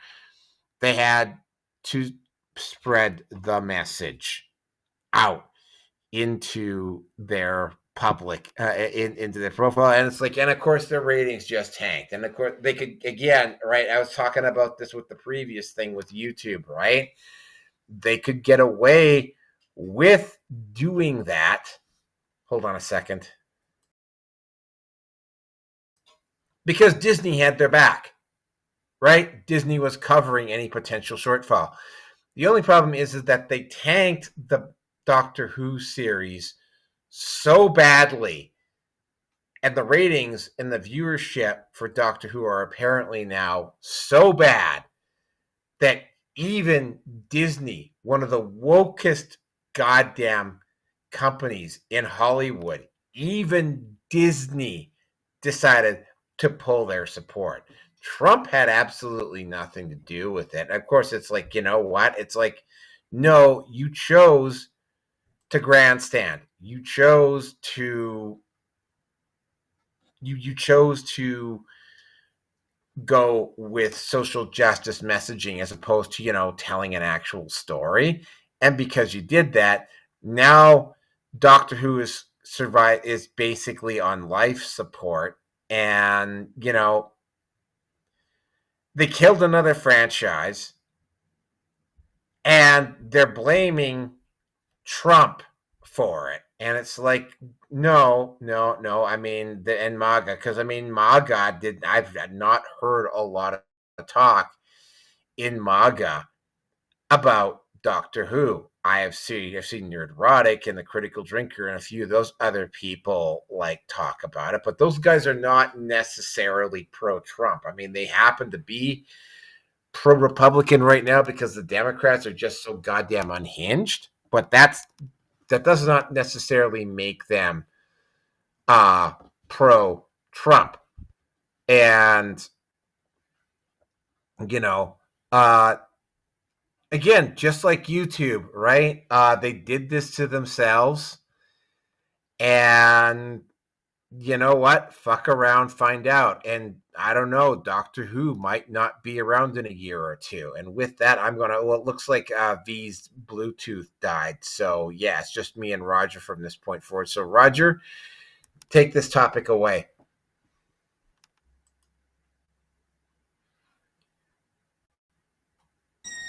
Give me a second. Yeah, I have to wait until somebody gets into the room. Got a squeaky door. Yeah, there we go. Well, I mean, it's just I don't understand why anybody would be blaming Donald Trump for Doctor Who. It's like Doctor Who was actually ruined way back whenever they did do that whole thing with the woman, and it's like the black guy was gay, but like the chick that was on there too, she was a lesbian. Like I remember when they first came out with their first episode, it was like a whole bunch of lesbians and LGBT freaking people celebrating, talking about how the first woman was Doctor Who, and like every single one of them were freaking gay or transgender or some shit like that. You could see that coming. I thought that was pretty messed up. So for me, that's the way I've seen it. I just it's sad too because it was the longest running sci-fi trilogy too that was out. It ran for 50 plus years on and off. I mean, they shut it down for a bit back in the 90s when they brought in Red Dwarf, which was pretty goddamn funny. It's kind of hard to make a funny sci-fi, but they managed to make it land with Red Dwarf, although I would shudder to think what they would do with Red Dwarf if they brought Red Dwarf back now. I'm hoping that they don't. But, Star Trek, Star Wars, Doctor Who, and what they've been trying to do with Warhammer and what they both, it's like they just keep, a lot of this too, you can track a lot of this back to the Harvey Weinstein thing, because a lot of talented people just up and left Hollywood after the Weinstein incident occurred. just because it's like, yeah, no, I didn't do anything wrong, but I think I'm going to leave anyway because I just can't take that chance, right? Because there was that. So I mean, a lot of really talented individuals left when the whole Weinstein, Harvey Weinstein stuff took over, and I mean, again, I mean, Hollywood. It's not just Hollywood, but it's like same thing in Canada. I mean, CBC, like the stuff on CBC, in particular on CBC, the Canadian series are just like so woke and over the top that it's like the only thing I can actually watch on CBC now is Hockey Night in Canada. And even then, right, like the commercials are just fucking cringe, right? So this is not just Hollywood. This is the entertainment complex in general. And it's not, it's being replaced. And of course, YouTube decided to throw their lot in with the entertainment complex. And it's probably not going to go because, again, right? I mean, like if I want to be entertained, right? Like as soon as this show's over, right? Like I found a Warhammer movie that I'm gonna go watch, right? I don't watch. I mean, I have cable, but I think I've watched one show on TV this year, right? Like I don't watch television at all. In fact, I'm probably going to be canceling my cable entirely here over in the next 6 months, or as soon as the contract is over. I'm just going to go with straight up internet or subscription services, right? Primarily Amazon, because Super Geek here wants to watch the Warhammer, the Amazon Prime, because Super Geek here wants to watch the the Warhammer. Let me clarify something too. It's okay to be a geek, okay? But like, you freaking like went way out there, dude. Like, you know what I'm saying?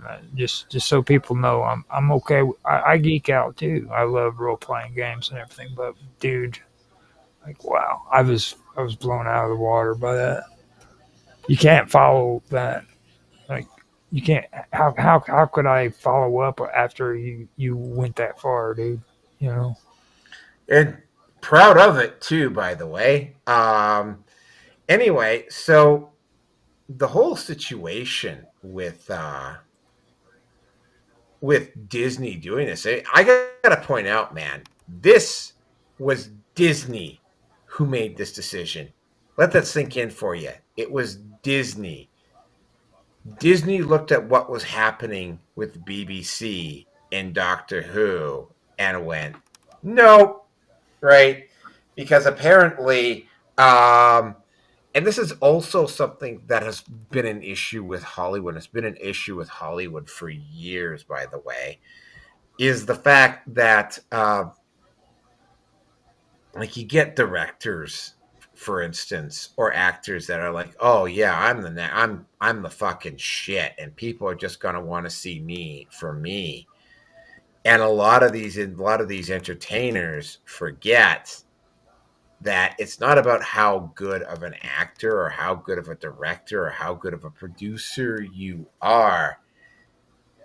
And this is something that got lost with Doctor Who. It's not about that. It's about whether the show that you're making is entertaining or not. Now, there have been some shows, woke content, that is actually done okay. That Dragon series, that follow-up to Game of Thrones, that's done okay. That had some woke content in it. Handmaid's Tale decided to focus on the story as opposed to the social justice messaging, and they did okay. Barbie did okay.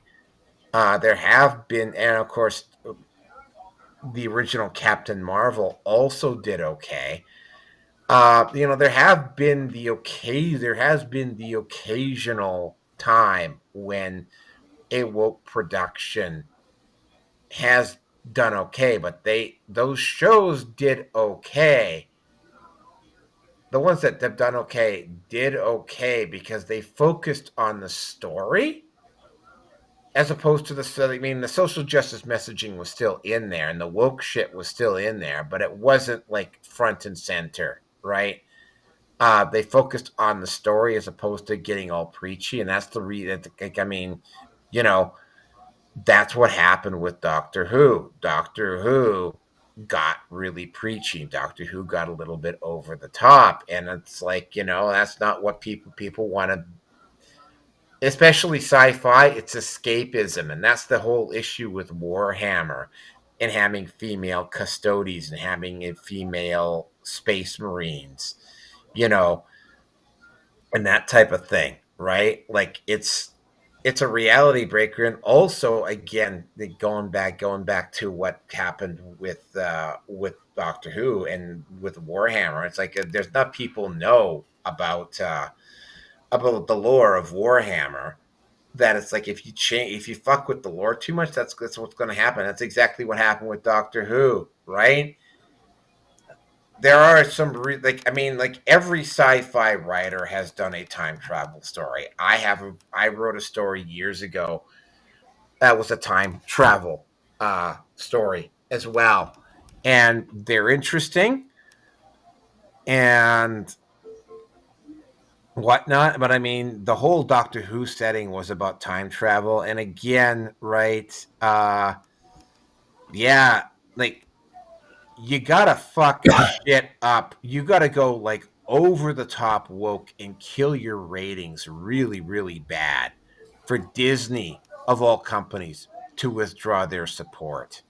Anyway, do you have anything else to say on this, Roger, or can we move on? No, I'm just going to say about Doctor Who, freaking, it wasn't just time travel. You go and watch those old episodes and watch them again, and you'll see freaking it was pretty intense. Like, not any ordinary sci-fi person who, like, even Star Trek fans, okay, they weren't even on the same level as Doctor Who, because when you went and you watched that show, they actually were very, very sophisticated. When you listen to the doctor talk, it was about science and sci-fi. You know what I mean? It was cool like that, and it took me until I got older to understand that. Like, but even when I was younger, I knew it was pretty unique compared to a lot of the other ones.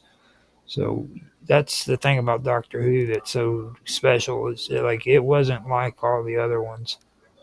Yeah, it wasn't. And what I specifically can remember about Doctor Who is back in the late, this is just, you had to be living in the lower, you had to be living in like Seattle or Vancouver or whatever to do this.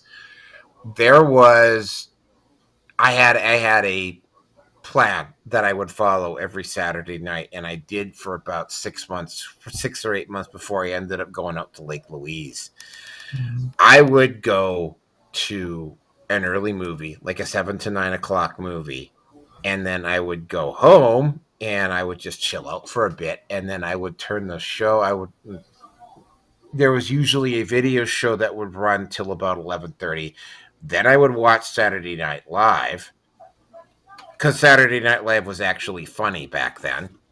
Yeah, I know. It was shocking, isn't it? Saturday Night Live used to be funny. Let that sink in. And then after Saturday Night Live stopped, there would be a guy by the name of Gary Malkasian, and he had a huge library of Doctor Who episodes, basically that first run, the first 5 or 6 Doctors. Like, he had like literally every episode of Doctor Who, from the first Doctor all the way up until when they stopped running Doctor Who back in the late 80s, and he had all of them, right?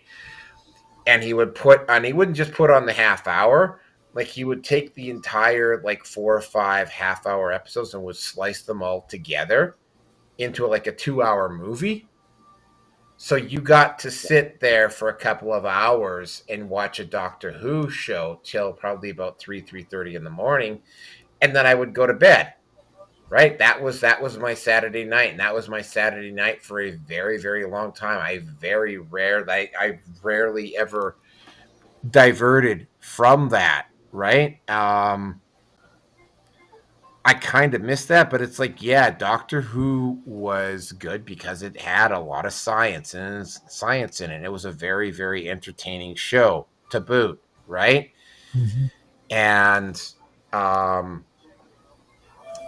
it's kind of unfortunate that, again, right?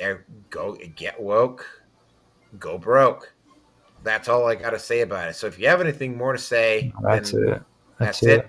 Yeah, I got to get you away from that because you'll start freaking out and doing more. I can't believe you did that. That's the worst you've gotten when it comes to geeking out so far. Geeking proud, man. Geeking proud. All right. All right, so the next topic, and this one is tied into the government shutdown. By the way, I am actually gonna have to do, because we're dealing with Alberta separation right now in Alberta, and they're also trying to do the same thing here in Alberta, where they're trying to weaponize the unions to try to get Daniel Smith to step down.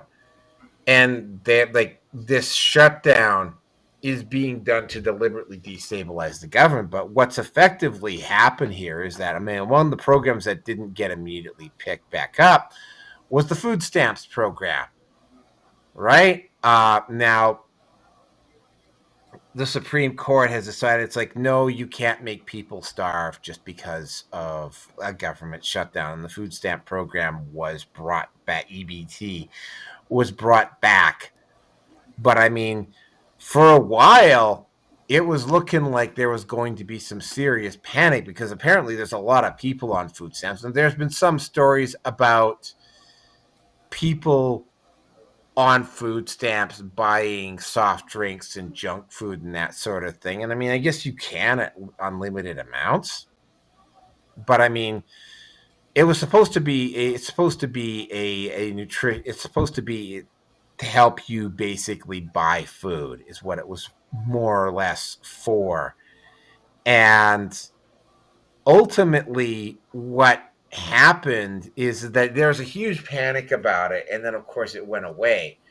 But there is this government shutdown has been dragging on for a very long time. They've been also trying to do the exact same thing here in Alberta, but instead of doing it by shutting down the government, what they've been doing is that they've been getting a lot of the public sector, not the private unions, the public sector unions, the government employees, the teachers and whatever. And they have been getting them to make really unreasonable demands of Daniel Smith, to try to get her in kind of like a gotcha moment, which would basically allow the New Democrats here in Alberta to try to pass a non-confidence motion. Now, I'm not, because I'm in a bit of a tight situation myself here, in terms of food right now. I'm gonna have enough to get myself through to payday, but it's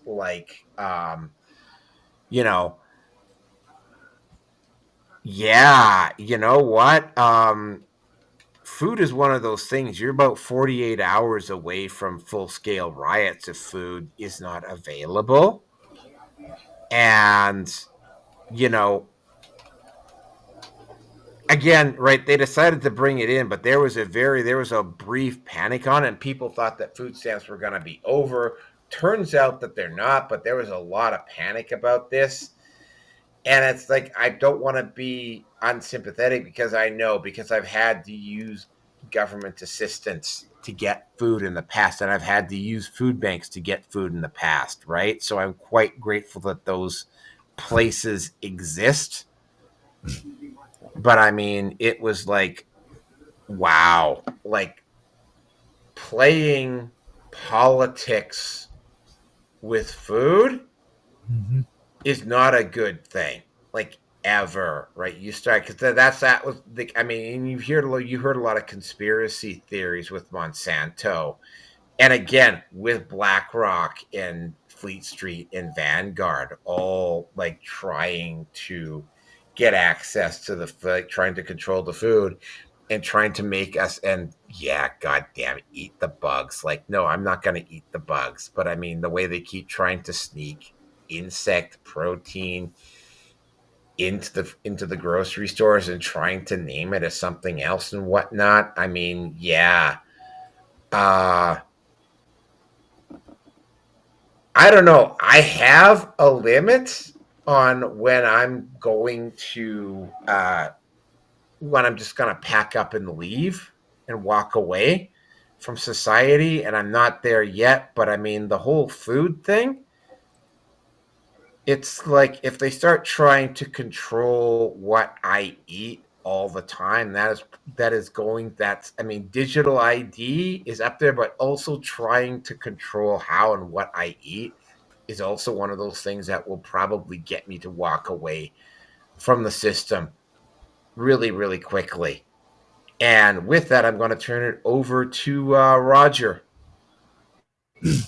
Okay, so I actually was on the Vixen's Vault last night and they started talking about this. And I mean, for me, what I'm seeing when it comes to this whole food stamp thing is it's a more of a division. Like, the one thing that really annoys me is when people start talking about the middle class this and the middle class that.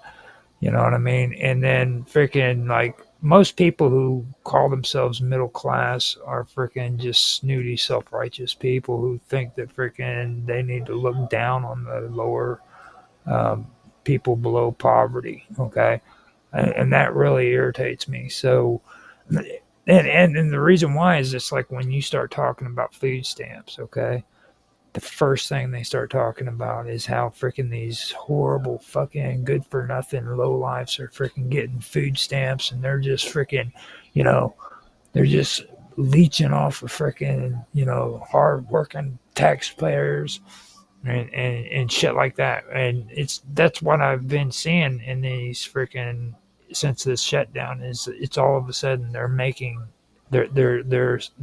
starting to talk bad about these people because they're just using them food stamps for freaking drugs and shit.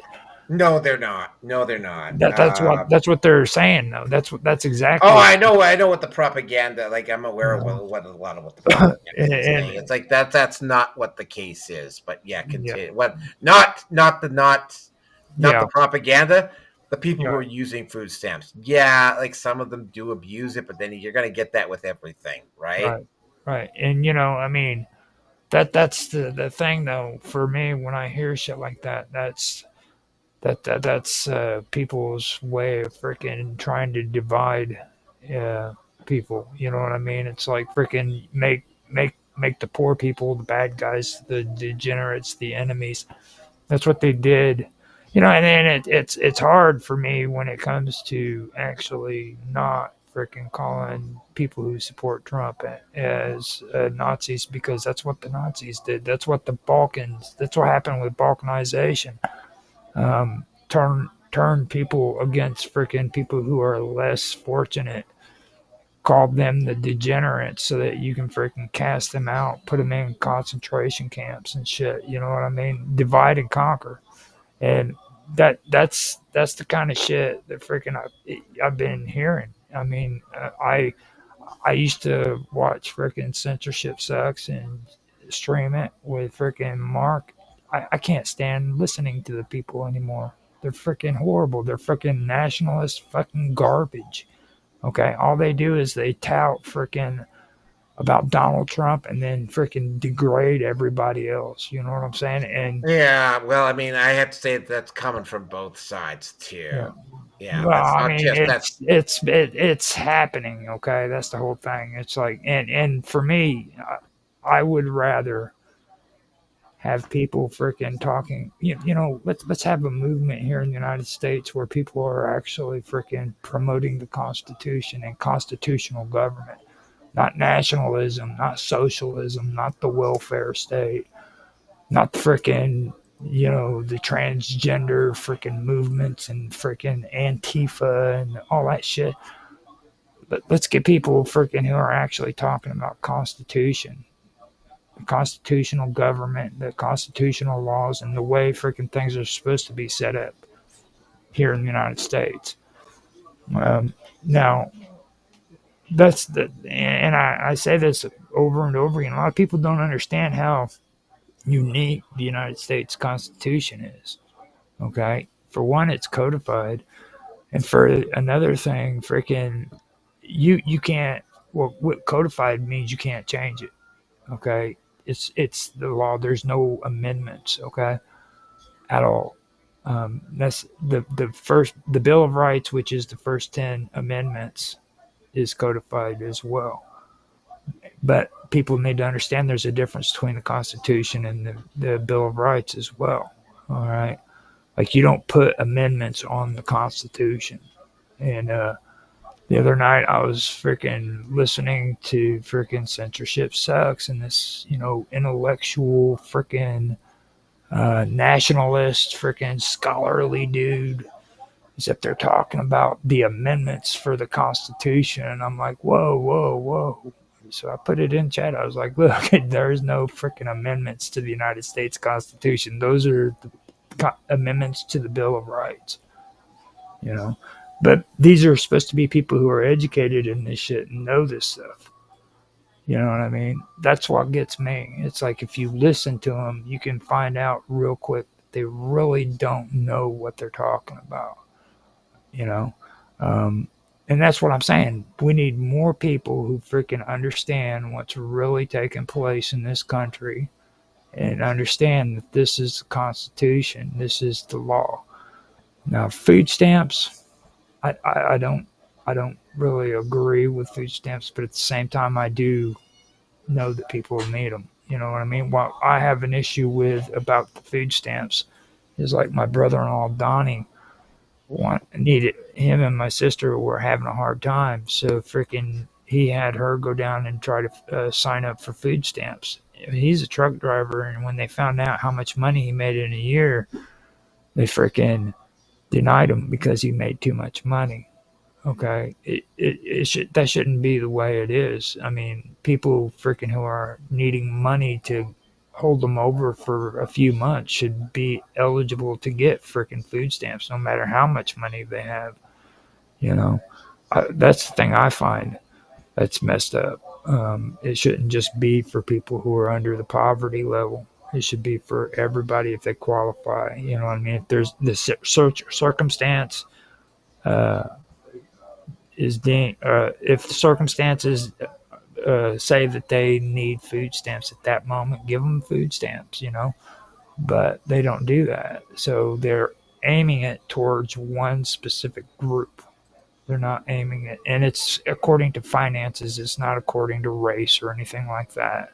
Everybody keeps throwing that race card shit up, and it's not the case. It's according to freaking your wealth, how much money you have. I was homeless on the streets for quite a while, so for me, I do have freaking a different point of view when it comes to freaking things like that. First of all, people need to lower their pride. If they need food, go to a fucking food bank. They're there for a reason, and these food banks will help you. All right. It's not just a matter of food stamps, because that's really what I want to say right now, because there are people out there who need food, and they were on food stamps, and the best thing for me to do being on the internet is tell them, look, if you need food, go to a food bank. Lower your standards, your ego, and just go to the food bank and get some food. That's the best thing I can say. And stay out of that shit. I don't like getting caught up in that. Like, we ended up having a conversation starting there. The next thing we're talking about are freaking those horrible Muslims and those horrible Jews and how they're sneaking across the border, those Mexicans, and I'm like, whatever, dude. I was like, when it gets to that point in a conversation, for me, the conversation is just it's ruined. It's not even an intellectual conversation, a serious one. You know what I mean? Have a real serious conversation about the topic. Stop blaming the Jews for your problems. Stop blaming the Mexicans. Stop blaming the frickin' Arabs. Stop blaming all of these people and start taking responsibility for yourself. You know what I mean? You need to be the one to go to your frickin' government and say, look, we need to frickin' vote this way. We need to vote that. Each person matters, dude. It's not frickin' the government that's in charge. We're the ones who are supposed to be in charge here. I don't know how it is in Canada. I think you guys are parliamentary. Yeah, it's parliamentary up here, yeah. So that means the king and prime minister are the ones who are really in charge. You guys have the lower house, right? We have a House of Commons and we have a Senate. The Senate, though, is appointed by the prime minister, which a senator has to actually retire or step down before he can actually appoint the senator to those. So it depends on who happens to be in charge and how long a senator decides to stay on and so on. And it's divided. It's not like the U.S. Senate where, each state has 2 representatives. Like, it's broken down into regions. So, well, see, my big deal about that I have a disagreement with is like we vote for the senators too. It's like every member of Congress here in the United States we vote for. Okay, the president doesn't. The president appoints people to the Supreme Court, but he has no hold over freaking Congress whatsoever, other than the vice president is actually the leader of the Senate. He's the Senate leader. Yeah. So the way it works out is that, Ontario, Quebec, the Atlantic provinces, and the Western provinces each have a block of 24 seats in the Senate. However, those 24 seats in the West are divided up among 4 provinces. So the 4 provinces each have 6, whereas the 4 Western provinces have, right? So Ontario and Quebec still make up 50% of the seats in the Senate, and it's like, yeah, it's a bit of a clusterfuck. Right. And again, right, I'm going to get more into the Alberta separation issue on 467, because, there's a whole bunch of stuff that Carney has been attempting to do via the public sector unions here to try to try to rig a non-confidence motion for Danielle Smith. And it's really, really clear that that's what they're trying to do. But again, right, the whole, they don't have food stamps up here. It's for first of all, it's a provincial matter. It's not a federal matter. So it's the provinces that actually run those programs. It's not under the jurisdiction of the federal government. So if I was to go and look for help that way, I would have to go to Alberta Works. In fact, I've had to seriously consider going to Alberta Works because of what's happened here over the last couple of months. Not with my job, but just with external circumstances, specifically with my car.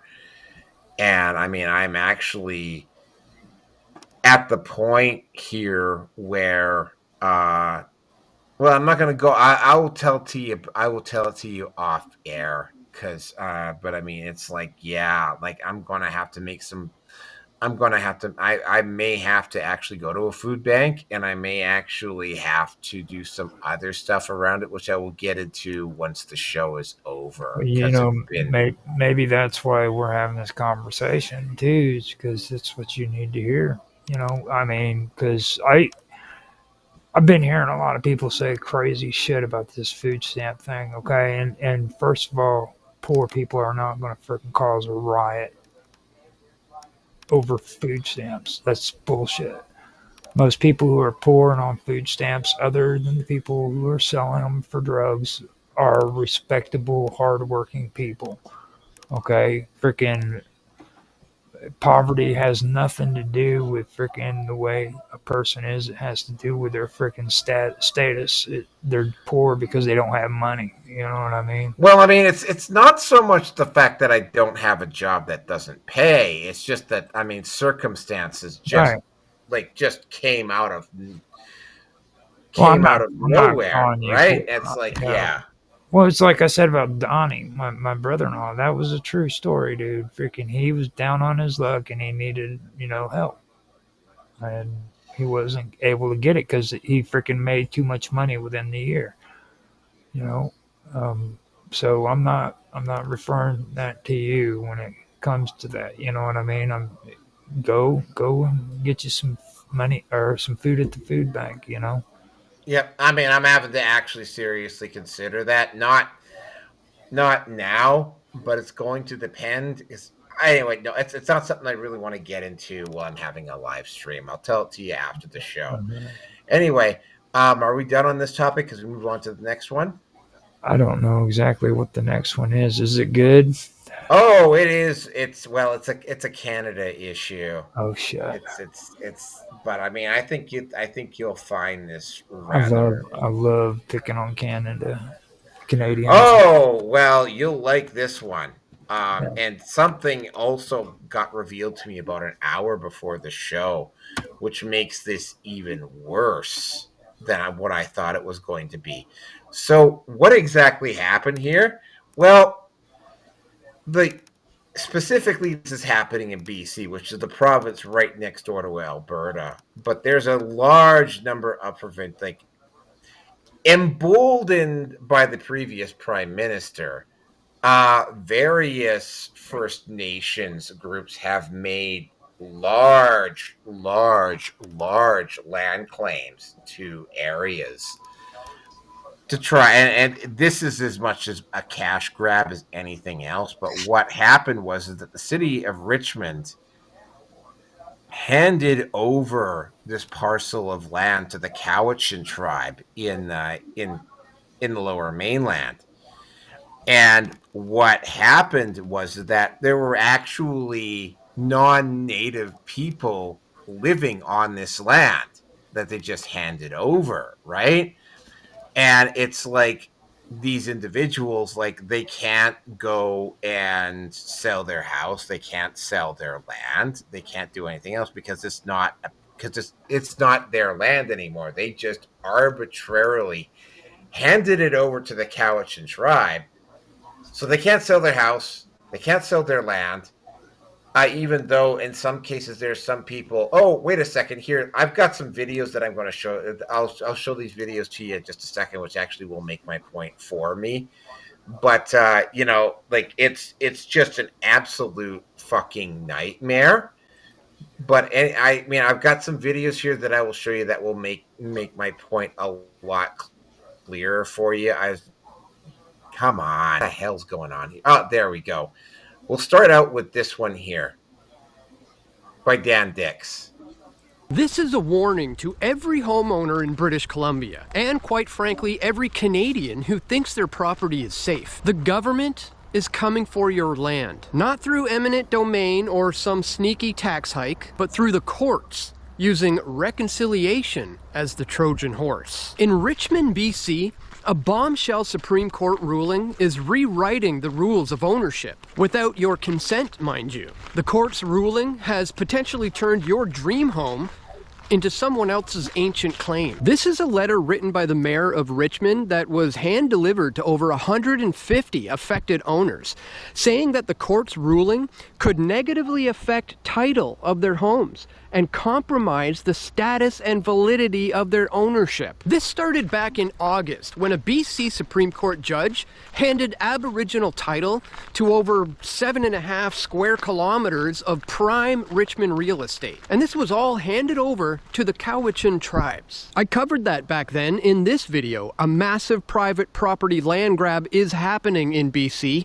Is your private property safe? We're talking farms, golf courses, and factories. And yes, your family's backyard. Handed over to the Cowichan tribes under something called Aboriginal title. This August BC Supreme Court decision didn't just redraw the map, it obliterated the security of everyday Canadians. The Cowichan tribes aren't coming for your deeds yet, but the court says the Crown's handouts of private property rights, yeah, those infringe on Indigenous title. So now your options are negotiate, litigate, or buy back your own land. Otherwise, you're squatting on someone else's title. Under UNDRIP and Bill C-15 rammed through in 2021, reconciliation means overriding your deed with Aboriginal title. Private owners? You're the tenants now, settling on someone else's turf. Richmond's mayor calls it one of the most consequential rulings in Canadian history. He's calling for an emergency info session because the residents weren't even in the courtroom. They had no voice, no say, no vote. And this isn't isolated. A massive chunk of BC could be next if more claims hit the courts. This isn't reconciliation. This is a land grab that could wipe out private home ownership across Canada. Your home, your farm, your business, all at risk. And this is not hyperbole. South Africa's reconciliation turned into land seizures and bloodshed. And Canada is heading in the same way, masked as justice. Remember the Kamloops mass graves hoax hysteria and the guilt trip frenzy that followed? It greased the wheels for this. And now, every law, every land deal, and every backyard barbecue has to bow to Indigenous rights. Canadians, this is your warning. Don't wait for your mayor's letter. Stand your ground and ignore the guilt trips. Are you ready to wake up to a knock on your door from some tribal council demanding your keys? Or worse, watch your property taxes skyrocket with some Indigenous stewardship fees, all because UNDRIP says so? I don't think so, folks. You need to fight like your livelihood depends on it. Support Richmond's appeal and show up to that meeting if you're local. But this isn't just Richmond's fight. It's a warning shot for every homeowner in Canada. Your deed isn't ironclad anymore. It's a maybe, hanging by a judicial thread. So homeowners, stand your ground and demand answers. Call your MLA today and tell them your deed isn't negotiable, because property rights aren't a privilege. They're the foundation of freedom. Thanks for watching, guys. If you appreciate my efforts to bring you this information, please consider making a contribution at pressfortruth.ca/donate. You can find links to that in the description. So that's all for today. Make sure you subscribe to this channel, click that like button, and share this video. And stay tuned, guys. I'm going to have more video reports coming soon, God willing. This is Dan Dix reporting for Press for Truth. We all want truth.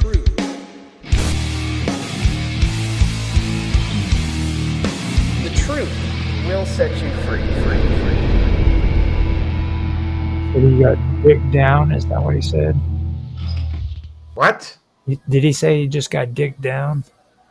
No, I didn't hear that. All right, let's. I got three videos here. He said something about dick. Well, his name is Dan. His Dix. So his name's Dan Dix. Yeah, that's his name. All right. Wow. Second video. Keep the comments to yourself. I got 2 more videos here to go. Okay. Right, here's the second one. Just no more dicks. He knew what's going on. He sat there and enjoyed his $400,000 a year he makes. That's what made it. I'm bitter, yes. My tax dollars are at work right now. Tonight, I've gotten zero information aside from what's on this little piece of paper, which is on the website already. So why did you reach out to us earlier? Do the lawyers want to? Go ahead. The answer to the question is that the obligation to notify is that of the plaintiffs. And that was argued in court, and the court unfortunately rejected that argument. So in any litigation, it really is the person that is claiming. The city of Richmond, like... So I understand what the law says about plaintiff and defendants. I'm asking you, who brought us together here tonight, the mayor, okay, why did you not warn us earlier? Don't tell me what the law is. You're being such a nice guy, doing this information here for everyone tonight, the meeting. Why didn't you tell us sooner? Well, there it is. I have your point. Thank you. Okay, that's number one. Number two, does that mean I no longer have to pay taxes to you guys? No. Why? If I don't own my land anymore, why am I paying the city of Richmond taxes? Does he own his land anymore? You are still, to the gentleman, you are still the registered fee simple owner of the property. And as a result, your obligation to pay taxes continues. Now, the point of the information meeting, as you are aware, the city of Richmond is defending this claim as vigorously as possible to protect your interests in land. And the ask is that you ask the Attorney General to protect your interest. You purchased fee simple property. You relied on those sections. So you could have just sent me a letter and told me it's a political thing, reach out to your MLAs and make a big stink about this. I should not have had to come here and waste my time to listen to you to tell me to go talk to my MLAs and that, right? All right, thank you, sir. I still have 34 seconds. Then we're not having a debate. It's not a debate. You can make any point you want. How's everything turn out to a debate? This isn't a debate. I'm asking a legitimate question. Can you not answer? You're the mayor. You can't answer? You can't come up with a story? The question is to you. How about an answer? Don't refer me to the lawyer who's telling me what we're supposed to do. Why didn't you guys tell me sooner to reach out to my provincial MLA and stuff? All right, I have a point. No, not a point. Give me an answer. Say, Cal, I didn't reach out to you and tell you this because let's hear a reason. I want a reason for my mayor. I can't give you anything further than what you've got. Okay? You don't have an answer to why you didn't reach out? You've been the mayor for 24 years in Richmond. All right, thank you. I still got time. The next thing is, this meeting was set up at City Hall. You guys changed it to here. Nowhere did you guys send me a letter saying it's changed to here. Had I not checked online, I would never have known. Why? Again, that's City of Richmond. Thank you. Thank you.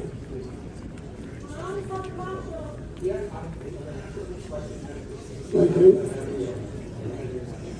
Okay, come on. It's time.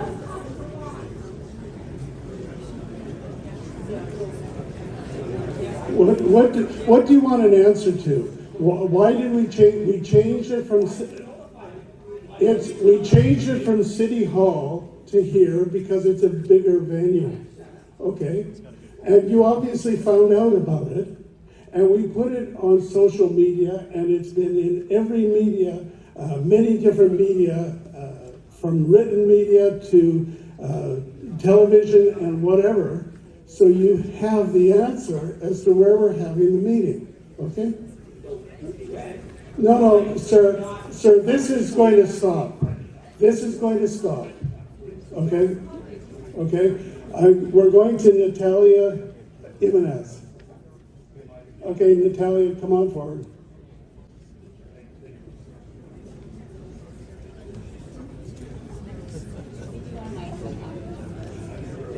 No, she was speaking on behalf of her parents. So.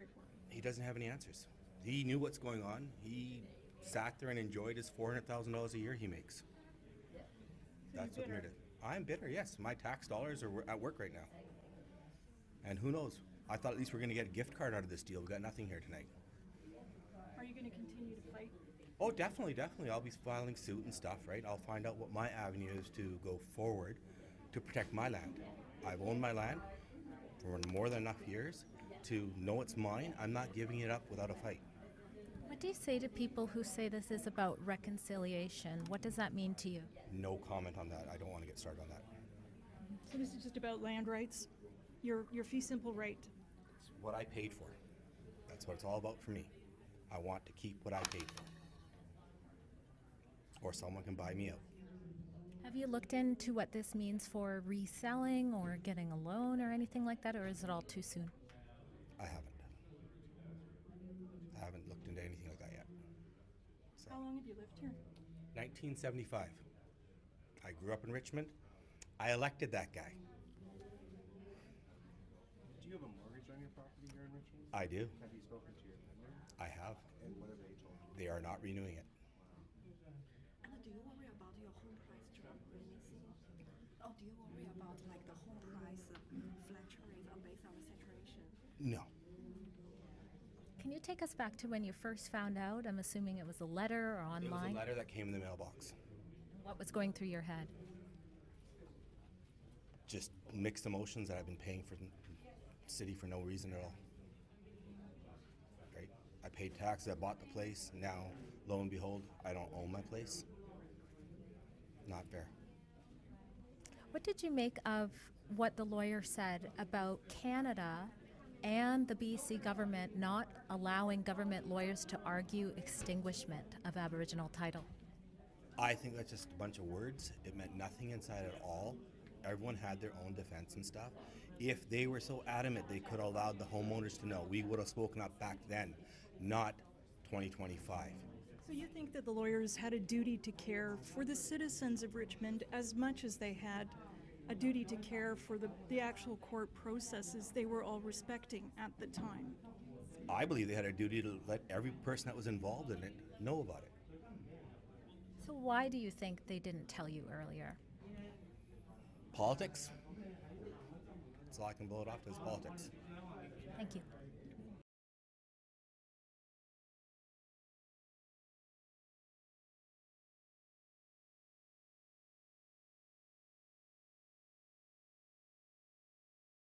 The second this story came out, I knew it was going to be a problem.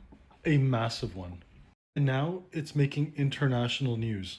A hardworking farmer who's lived on his land for 51 years in Richmond, BC, is on the verge of losing it. That's because a judge determined that that land belonged to a First Nations tribe. How long have you lived here? 1975. I grew up in Richmond. I elected that guy. Do you have a mortgage on your property here in Richmond? I do. Have you spoken to your lender? I have. And what have they told you? They are not renewing it. Wow.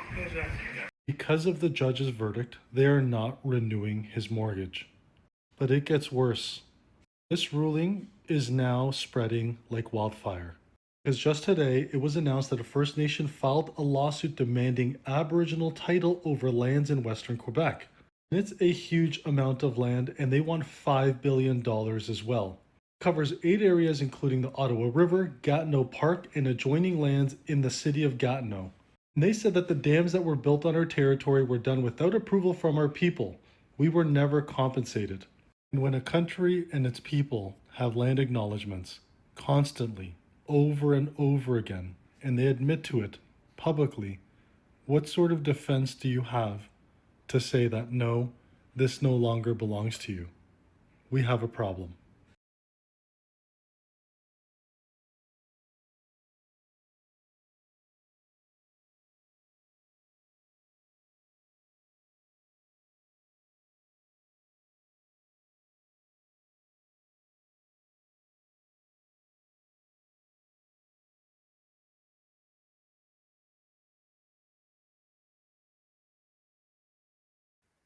So what's going on here is that the current premier and the premier before David Eby in British Columbia chose to stay quiet about this. They didn't say anything.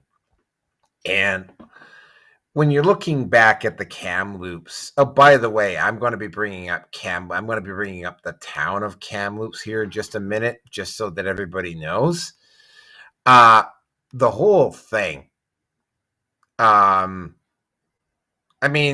Jurisdictions change all the time with cities,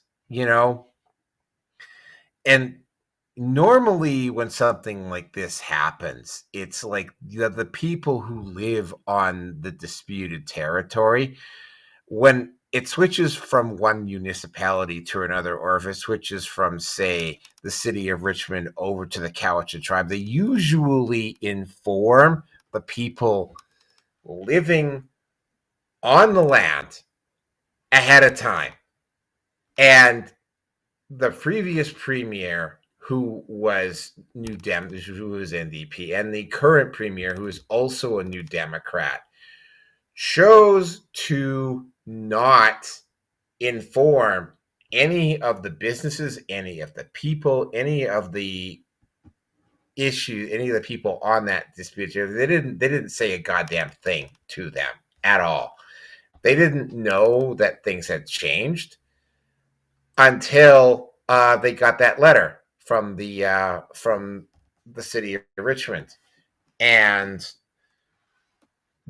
that's that point that Dan Dix was talking about, the potentiality that the new owners of that territory, of that municipality, could just basically go in and pull off something, the functional equivalent of eminent domain, and just take the land without compensation. That's a possibility in this particular situation. What's really, because we going back to the whole, and it's like all of a sudden, right? Like you've got, and because they've also been doing this in Alberta, the tribal chiefs, a lot of the tribal chiefs and the tribal councils in Alberta have been trying to make the claim that Alberta can't separate because they've got these land claims going on with the federal government, and it's not Alberta's decision to separate because the natives get a choice. And it's like, well, here's the thing, right? There were land claims in Quebec back in '95 when Quebec tried to separate, and Quebec, the issue was resolved back then, right? The dispute had Quebec successfully separated, the dispute would have gone from the government of Canada to the government of Quebec. So this is already resolved, and like the natives this actually happened. The tribal chiefs, some of the tribal chiefs in Alberta, like literally, just basically arbitrarily announced that Alberta cannot separate because of this. And it's like, no, what happens is this, right? Like there's this whole switching of plans.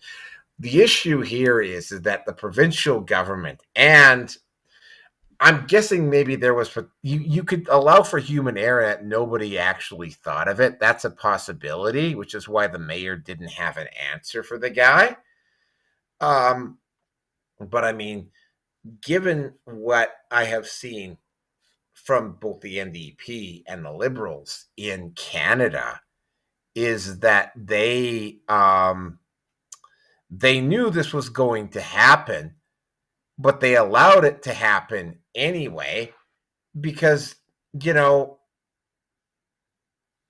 destabilizes things, and it's popular and it looks sexy because they're supporting the natives, and it's like, oh well, look at those poor natives, like they were forced into these residential schools, which, by the way, includes some of my relatives, and all of these horrible things were done, and like it was like, by the way, that the Kevin Arnett or whatever is Kevin Arnett made that claim that there was like 80,000 missing kids from these residential schools, which, by the way,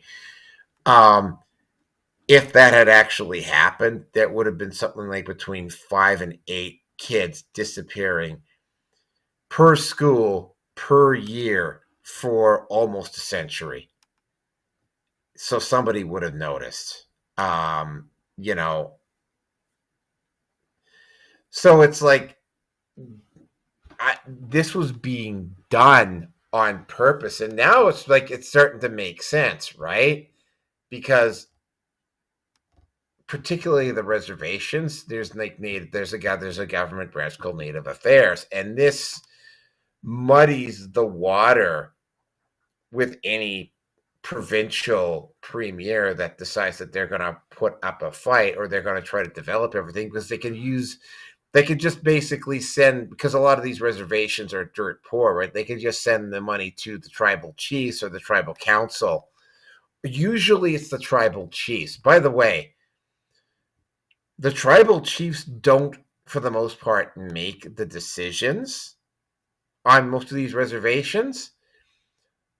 The power to make business decisions on reservations is the purview of the tribal council, which is the functioning equivalent of a city council. The tribal chief, sometimes they have power, sometimes they don't. My brother has got some stories about dealing with various reservations and some of the business practices that these reservations will do.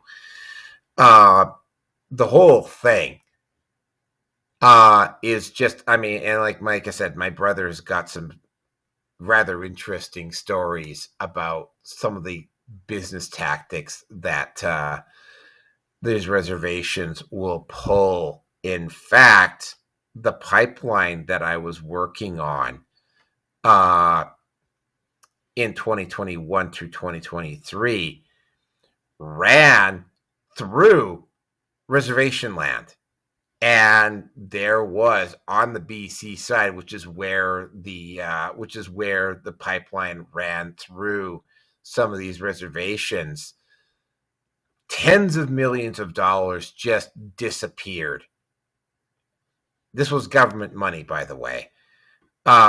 So yeah, like anybody who is under the belief that the Native American community is like noble or whatever, this is not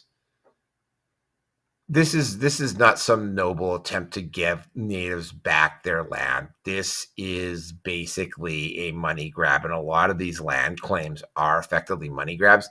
Now I'm going to get over to the situation with Kamloops, and I'm not talking about the residential school, because if I started talking about the residential schools, we'd be here for another hour.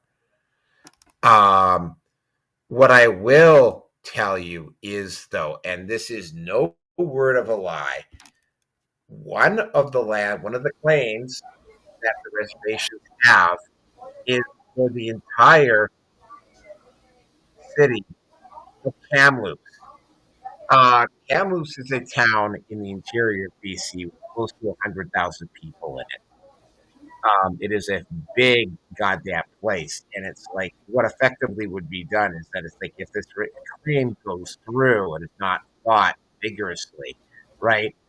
Basically, anybody who owns a house or owns a property in the entire city of Kamloops will not be able to get another mortgage on their property or whatever, right? Like basically, it would not be the city. By the way, Roger, you need to mute yourself. All right. The tribal they would not be able to get a mortgage on their property, whatever, because the native council would own it. So this is serious, and this is, I cannot help but think that this was being done on purpose to destabilize things. And again, bottom line here is that in BC in particular, the premier, which is, by the way, for the Americans, that's the equivalent of a governor, the premier made a conscious decision, and it was basically backed up by David Eby, who is the now premier of BC, to not inform the residents in that area as to what was going on, and they are staying mute silence about some of these other claims. And again, the biggest specific claim that I think could potentially really get ugly is the one for the entire city of Kamloops.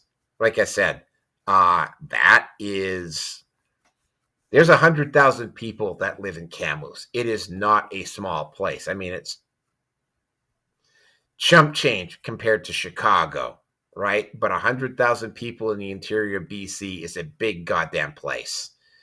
And again, right, the provincial government has not informed anybody in Kamloops as to what is going on. And they would not have done so unless, again, the alt media not been around to inform the residents of a lot of these places in BC as to what's going on. And by the way, this is probably happening piecemeal over the entire country, and again, like I can tell you that some of these reservations, there's one particular reservation, for instance, that's south of Calgary that is corrupt as fuck. There's also another reservation up in northern Alberta where they've had whistleblowers expose corruption up there and then had the whistleblowers mysteriously die. So this is not an isolated incident. This is something that's been going on for a while. And yeah, as you can clearly see, I have a lot of passion about this particular issue as well, because I get why the natives are doing it, but at the same time, they're not doing this out of nobility or to correct injustices. This is just a straight up land grab. And if given the opportunity, what they will do is that they will turn around, they will just evict these residents and take their property just because, which is exactly what has happened, which is exactly what happened to South Africa. Right now, do I think it's going to get that bad? Probably not. But given what Mark Carney has been doing in Ottawa, and I will be getting into the Alberta issue and Alberta separation for 467, right? Would they allow something like this to occur? I can't say, well, don't be ridiculous, it's not going to happen, because I can't just dismiss this, right? Because there's been a lot of examples of exactly that thing happening. And yeah, okay, I'm going to allow for the fact that maybe nobody during that first court case thought of informing the residents that were living in disputed areas as to what was going on. So that's a possibility. But I mean, to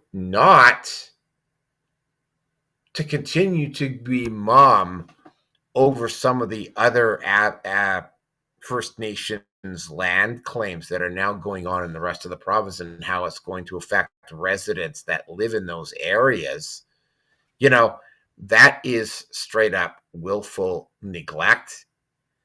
And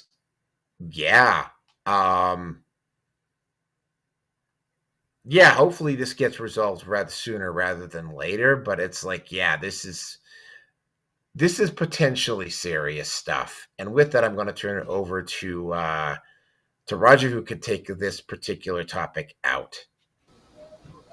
Actually, I'm not going to pick on it at all. This is actually pretty interesting because, like, when it comes down to it, from what I've seen here, this goes back to what I was talking about with constitutional law, and the thing that I had an issue with England is the same issue that you guys have here, okay? Now, the thing about your guys' common law is what it is, inherent right. It says that here it is a pre-existing right that is not granted by the Crown or government, but rather recognized by Canadian common law and affirmed under Section 35 of the Constitutional Act of 1982. Now, the Constitution Act of 1982 does not freaking actually say that these people have to have like a written deed or a written contract whatsoever. That is, or a title is basically, it doesn't have to have, it says no Aboriginal title is not a single document, like a deed or a land title certificate that you can hold in your hand. Instead, it is a legal concept. A legal concept. Okay, this is a make-believe constitution. Okay, and a constitutionally recognized inherent right. So basically, they're saying that this is your legal concept. It's your. We're not going to write it on paper. We're not going to codify it. This is a legal concept for you. So you guys have these rights, but these are just legal concepts. And whenever we want to change the laws according to what we want, we can just go ahead and change the law, and you're just going to have to live with it. You know? So these people, they just came in and they proved to the court that they consistently used the land for over 100 years, according to what I'm reading here. And the court said, okay, then you have rights to this land, considering that. And they were basically able to just go in there and say that, and prove that they had residence in that area, and they took right to the land without having any kind of documentation or anything whatsoever. That's pretty intense. And it says that in Canadian law, Aboriginal title is considered a burden or a encumbrance on the underlying title of the Crown. The recent Richmond case highlighted the complexity and tension when this recognized Aboriginal title is found to overlap with existing fee simple land grants. And fee simple land grants is the equivalence of private property here. And according to what I'm finding out, they have what you guys have what they call sui generis, and that's a unique collective right, which is different from any typical private property rights, which is the free simple. It's held communally by the indigenous nation, not by individual members. So that's what I found out from it. This is very interesting when it comes to reading all that stuff. And this is the kind of stuff I was talking about. This is what I'm interested in when it comes to Canada and United Kingdoms. You know, let's stop fucking around and talking the bullshit. You know what I mean? Do you guys have a freaking constitution, or is this just a freaking concept that they can come in and they can freaking change on the fly? You know, France changed their constitution 15 freaking times since the French Revolution. Okay, and nobody sees a problem with that. It's completely insane. Now, if they want to turn around and they want to say, look, we're a new freaking government with a new freaking regime, whatever, then that's one thing. Okay, I understand they went through freaking Napoleon and all these other people after the French Revolution, but there's 15 times. There wasn't big situations like Napoleon going on that caused them to change their freaking constitution 15 freaking times. So, and this is the kind of abuse that I've seen here over and over again, man. These and it all goes down to the freaking Constitution, you know? Well, I mean, it's becoming very, very obvious that that residential school thing was being platformed for political reasons, not just in just because, like, I mean, again, right, like in my particular case with the residential schools, right, I did not go to the residential schools, but the two relatives of mine that did, you know, the story from them was we went there for the school year. When the school year ended, we went home, we worked on the farm for the summer, and then when the summer was over, we went back to the residential school, right? There was no talk of abuse, there was no talk about multiple kids disappearing or anything like that. Now again, right? Because this was brought up around the fact that, I mean, again, Peter Arnett made a massive claim about 80,000 missing Aborigines, First Nations kids that disappeared. And again, right, that's 6 to 10 kids per school per year over the entire existence of the residential school program. Like, somebody would have noticed. And I mean, the community that I had grown up in, if that many kids had been disappearing over that, because, like, I mean, I am tied into the Native American community in Canada, right? That many kids disappearing over that period of time, over that long of an era, one, somebody would have said something, like, a lot sooner, right?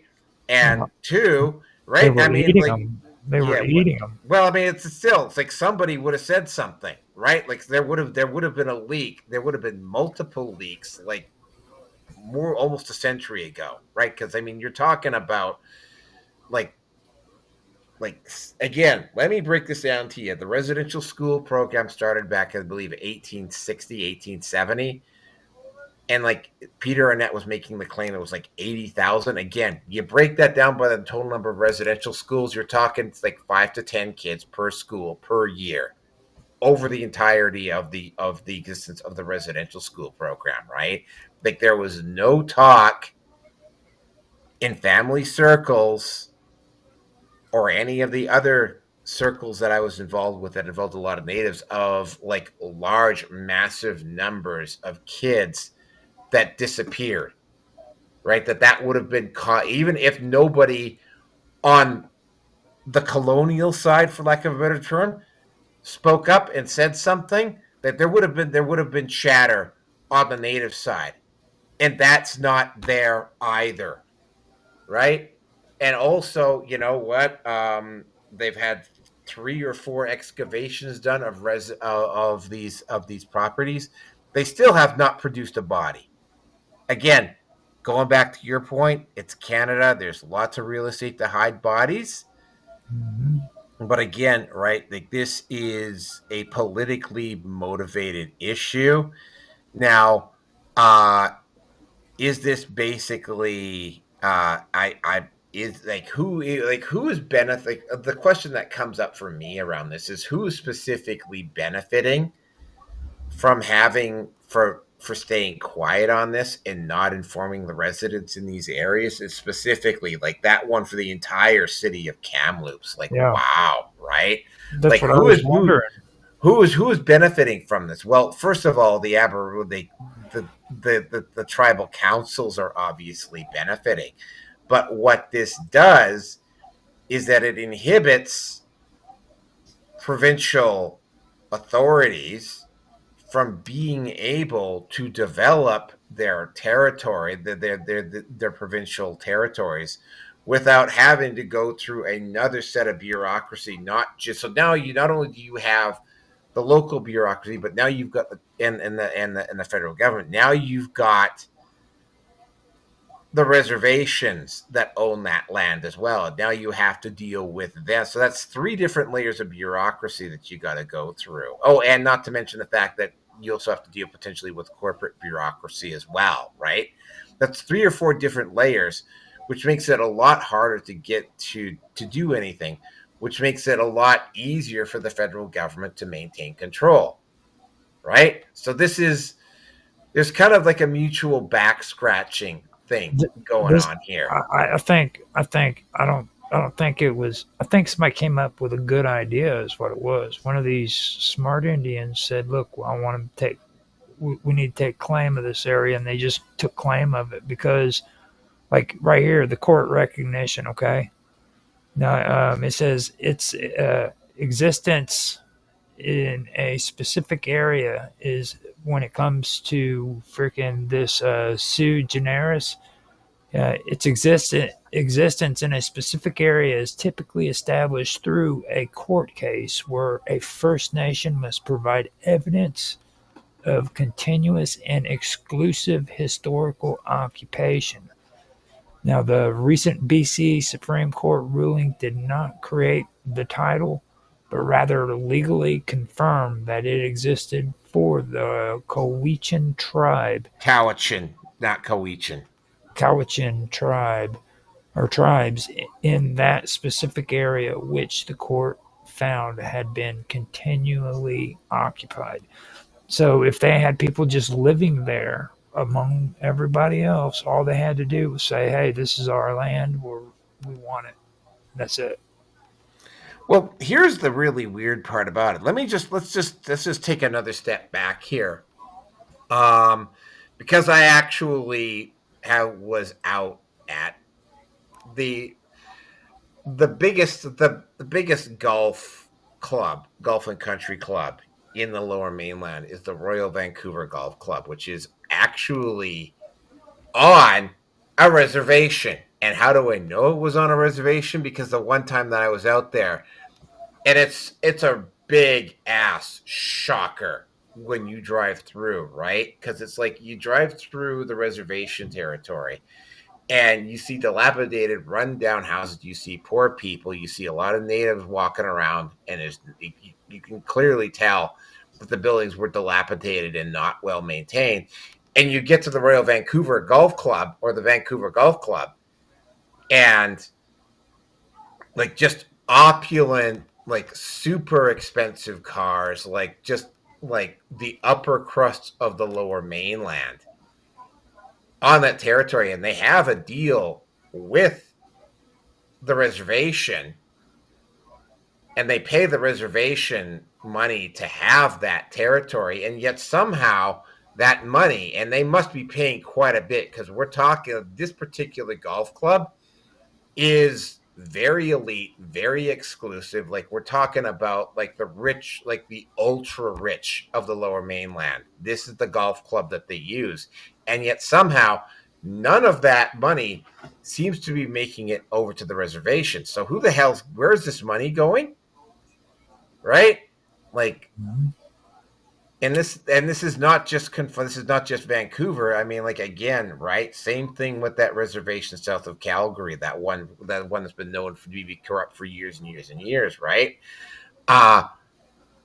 You drive through there, and somebody did drive through there very recently, stopped at the roadside, took video footage of the housing that was on that reservation, and the housing is dilapidated and run down and not well maintained, right? The reservation tried to fine the guy for doing it, except of course that he was on the public road, so it didn't have any merit at all. But I mean, like, I remember when I was living in Calgary, there was a big, huge controversy with that particular reservation, because it was like, there was a janitor who was basically only working like 4 to 6 hours a night, but he was making like $60,000-$70,000 a year. Right. And this was a family member. And this is corruption all the way down the road. So I don't know who's benefiting from this. And I suspect we'll find out at some point, because somebody is eventually going to go look and find out what the hell is going on here. Because it was like, not telling, like, the what specific, like that one in Kamloops in particular, that one is just like absolutely mind blowing, right? Not telling the residents of Kamloops that they might be subject to a land claim and that their property might just get flipped over to a reservation and they would get no say on it, and the fact that nobody, not the mayor of Kamloops, not the local MLAs, not the MPs, like nobody has actually told the residents of Kamloops what was going on there. And they would not have found out had this thing in Richmond with the Cowichan tribe not come to the front. Yeah. Right. And again, right, the more will be discovered on this, but this is, yeah, there's a lot more going on here than just meets the eye. And I think that there's multiple levels of government involved. There's some corruption going on for sure. That's what I was getting ready to say. Like you can't deny that there has to be some kind of government corruption involved in that. There, all the earmarks, it has every freaking earmark of corruption. There's at least one corrupt politician somewhere. Oh, multiple. Well, I mean, you could also get into the fentanyl epidemic and the fact that the government was noticeably dragging their ass in enforcing drug laws, in particular in BC, for a very, very long time. And then they find out that there's associates of Justin Trudeau that were indirectly benefiting from it. And it's like, yeah, like there are some very, very serious issues going on here. And anyway, we're at 3.5 hours. I didn't think we'd go 3.5 hours, but we're gone 3.5 hours. Do you want to wrap this up? Yeah, go ahead, because like you got all crazy and shit. And it's like, my God, dude. Well, this one is particularly close to home, right? Because I can see it from both sides, right? Like, I mean, again, I'm going to say this, right? Around the residential schools, like my immediate family. Well, I mean, I'll get into a little bit of my family history. The two family, because I'm Métis, like I'm not Native, right? Like the family, there were two families that we were down the end of this road, right? Now, my particular family, and this is no word of a lie, not particularly friendly, not particularly sociable. Like somebody, like my brother told me a story about one time about how this one woman who was familiar with some of the old, like 19th, early 20th century relatives of mine. This is no word of a lie. They partied a house right into the ground. Like they went in, they had a party, they left, the house wasn't there. Like they literally partied a house right into the ground, right? So yeah, nobody from the federal government was going to come out onto the territory of this family. And I think they were known as the Brunos that were also in that area. Like nobody was going to come out there and start throwing their weight around, right? And trying to take the kids, right? Because it's like, it would not have gone well for them, right?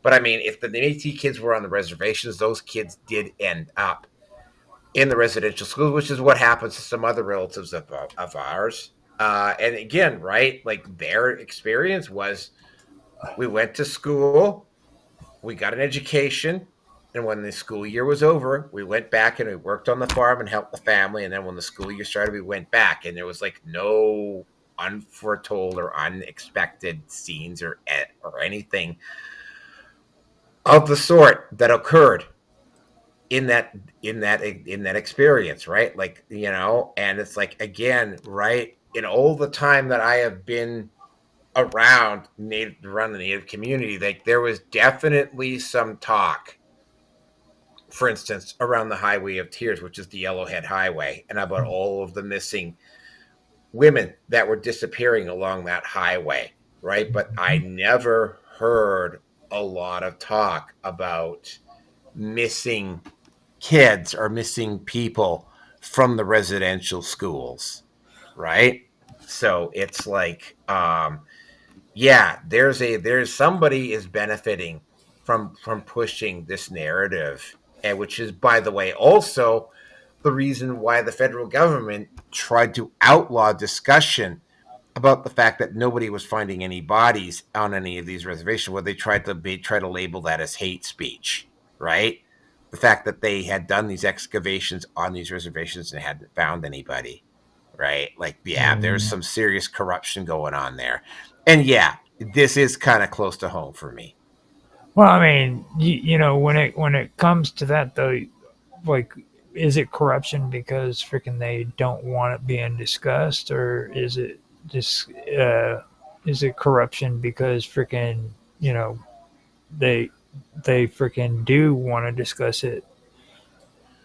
Well, they want to control the narrative, is what I'm seeing, and You know. and they also want to, you know, there's a lot of money involved, right? Like, there's a shit ton of money involved, and you know, there's a scary fact about Canada though that a lot of Canadians don't want to admit, and it's had a long history of cannibalism because of freaking the harsh conditions up there. Okay, and this goes even before freaking the white man was there. oh yeah, you know, there's some nasty shit that happened. You know, that I got to point out that this whole concept of the quote unquote noble savage is just a crock of shit, right? And it's not just in Canada. I mean, like the Aztecs, for instance, down in Mexico, were actively engaging in mass human sacrifice. The reason why it was so easy for Cortez to go in there and overthrow and defeat the Aztec Empire when he went in there was because, like, the other tribes who were seeing a lot of their own citizens being sacrificed on these altars every single year sided with Cortez against the Aztecs. Yeah, you know, it was like, I mean, like, the Aztecs were not brave, noble savages. they were freaking horrible. Yeah, and the same thing with the Mayans. Like, the Mayans, like, literally destroyed destroyed their own environment, and internal revolutions is what caused the Mayans to collapse, right? And by the way, the Mayans were around before the Europeans arrived, so that was self-inflicted. Same thing with the Anasazi, like those reservations in the Anasazi, right? It's a two-way street though. You know, you can't like glorify the Spanish either. You had two bad the Spanish groups. were not. You know what I mean? Spanish were They were not horrible innocent, people. right? The All of them. Anasazi, the Spanish were absolutely horrible. I mean, both sides. they had these camps in Mexico, which did, I would say, in terms of numbers, in terms of the Mexican Indian population, they basically did the same thing that the concentration camps did to the Jews in Europe in World War II, which is exactly what the Spanish did in Mexico to the natives. We did it here in the Trail of Tears. So. Yep. And you know, another thing, you know, how Florida was actually discovered, right? Oh, well, an insane guy who was wearing Bermuda shorts jumped off the boat and swam over to Florida, and he discovered it, and he was absolutely nuts and crazy, and like the natives that were there looked at him and decided he was nuts and crazy, and they decided, you got to hear this. Hold on, this is better than what you're saying right there. Okay, Ponce de Leon was sent north by freaking Columbus because ships would go north and they would disappear. So his job was to investigate why these ships were disappearing. So he travels north and he runs into freaking Florida and he finds out that freaking these natives, the Seminole Indians, which everybody in Florida loves to say are the coolest, most bravest Indian tribe in freaking the United States. These Seminole Indians were freaking capturing them, killing them, and eating them for their magical power because they had white skin. Yep. Well, again, that's Florida for you. I guess nothing has really changed. Yeah. But that's the whole reason for why Florida was discovered, was because Indians were eating those freaking Spaniards. Wow. Okay, I learned something new every day. Anyway, like we're pushing. Oh wow, we're well over 3.5 It's your hours now. fault, man. It's your fault. Yes, Well, it's my fault. I really. yeah. I was only talking about freaking Warhammer 4000. I wasn't really talking about like the natives and stuff. I was like, you got really crazy tonight. You had fun. I can tell. Oh yeah, I'm having a blast tonight. Anyway, that is it for the show tonight. Yeah, we ran for a while. Wow.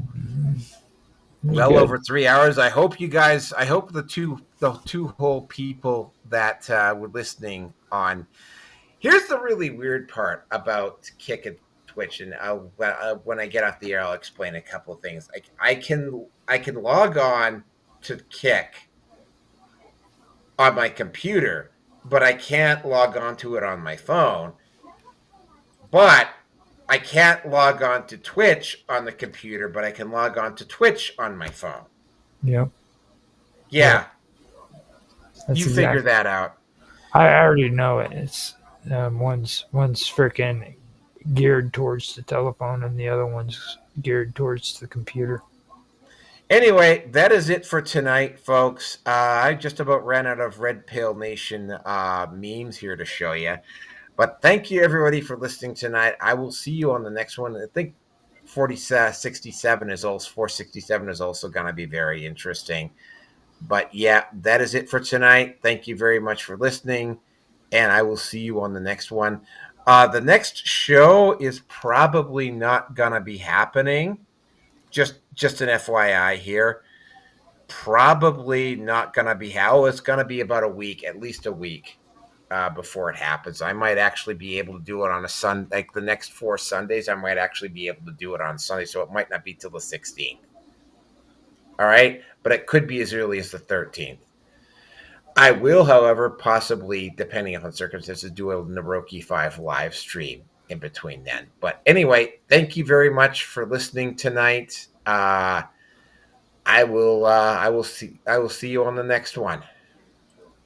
I'm out of here, man. Oh, let me just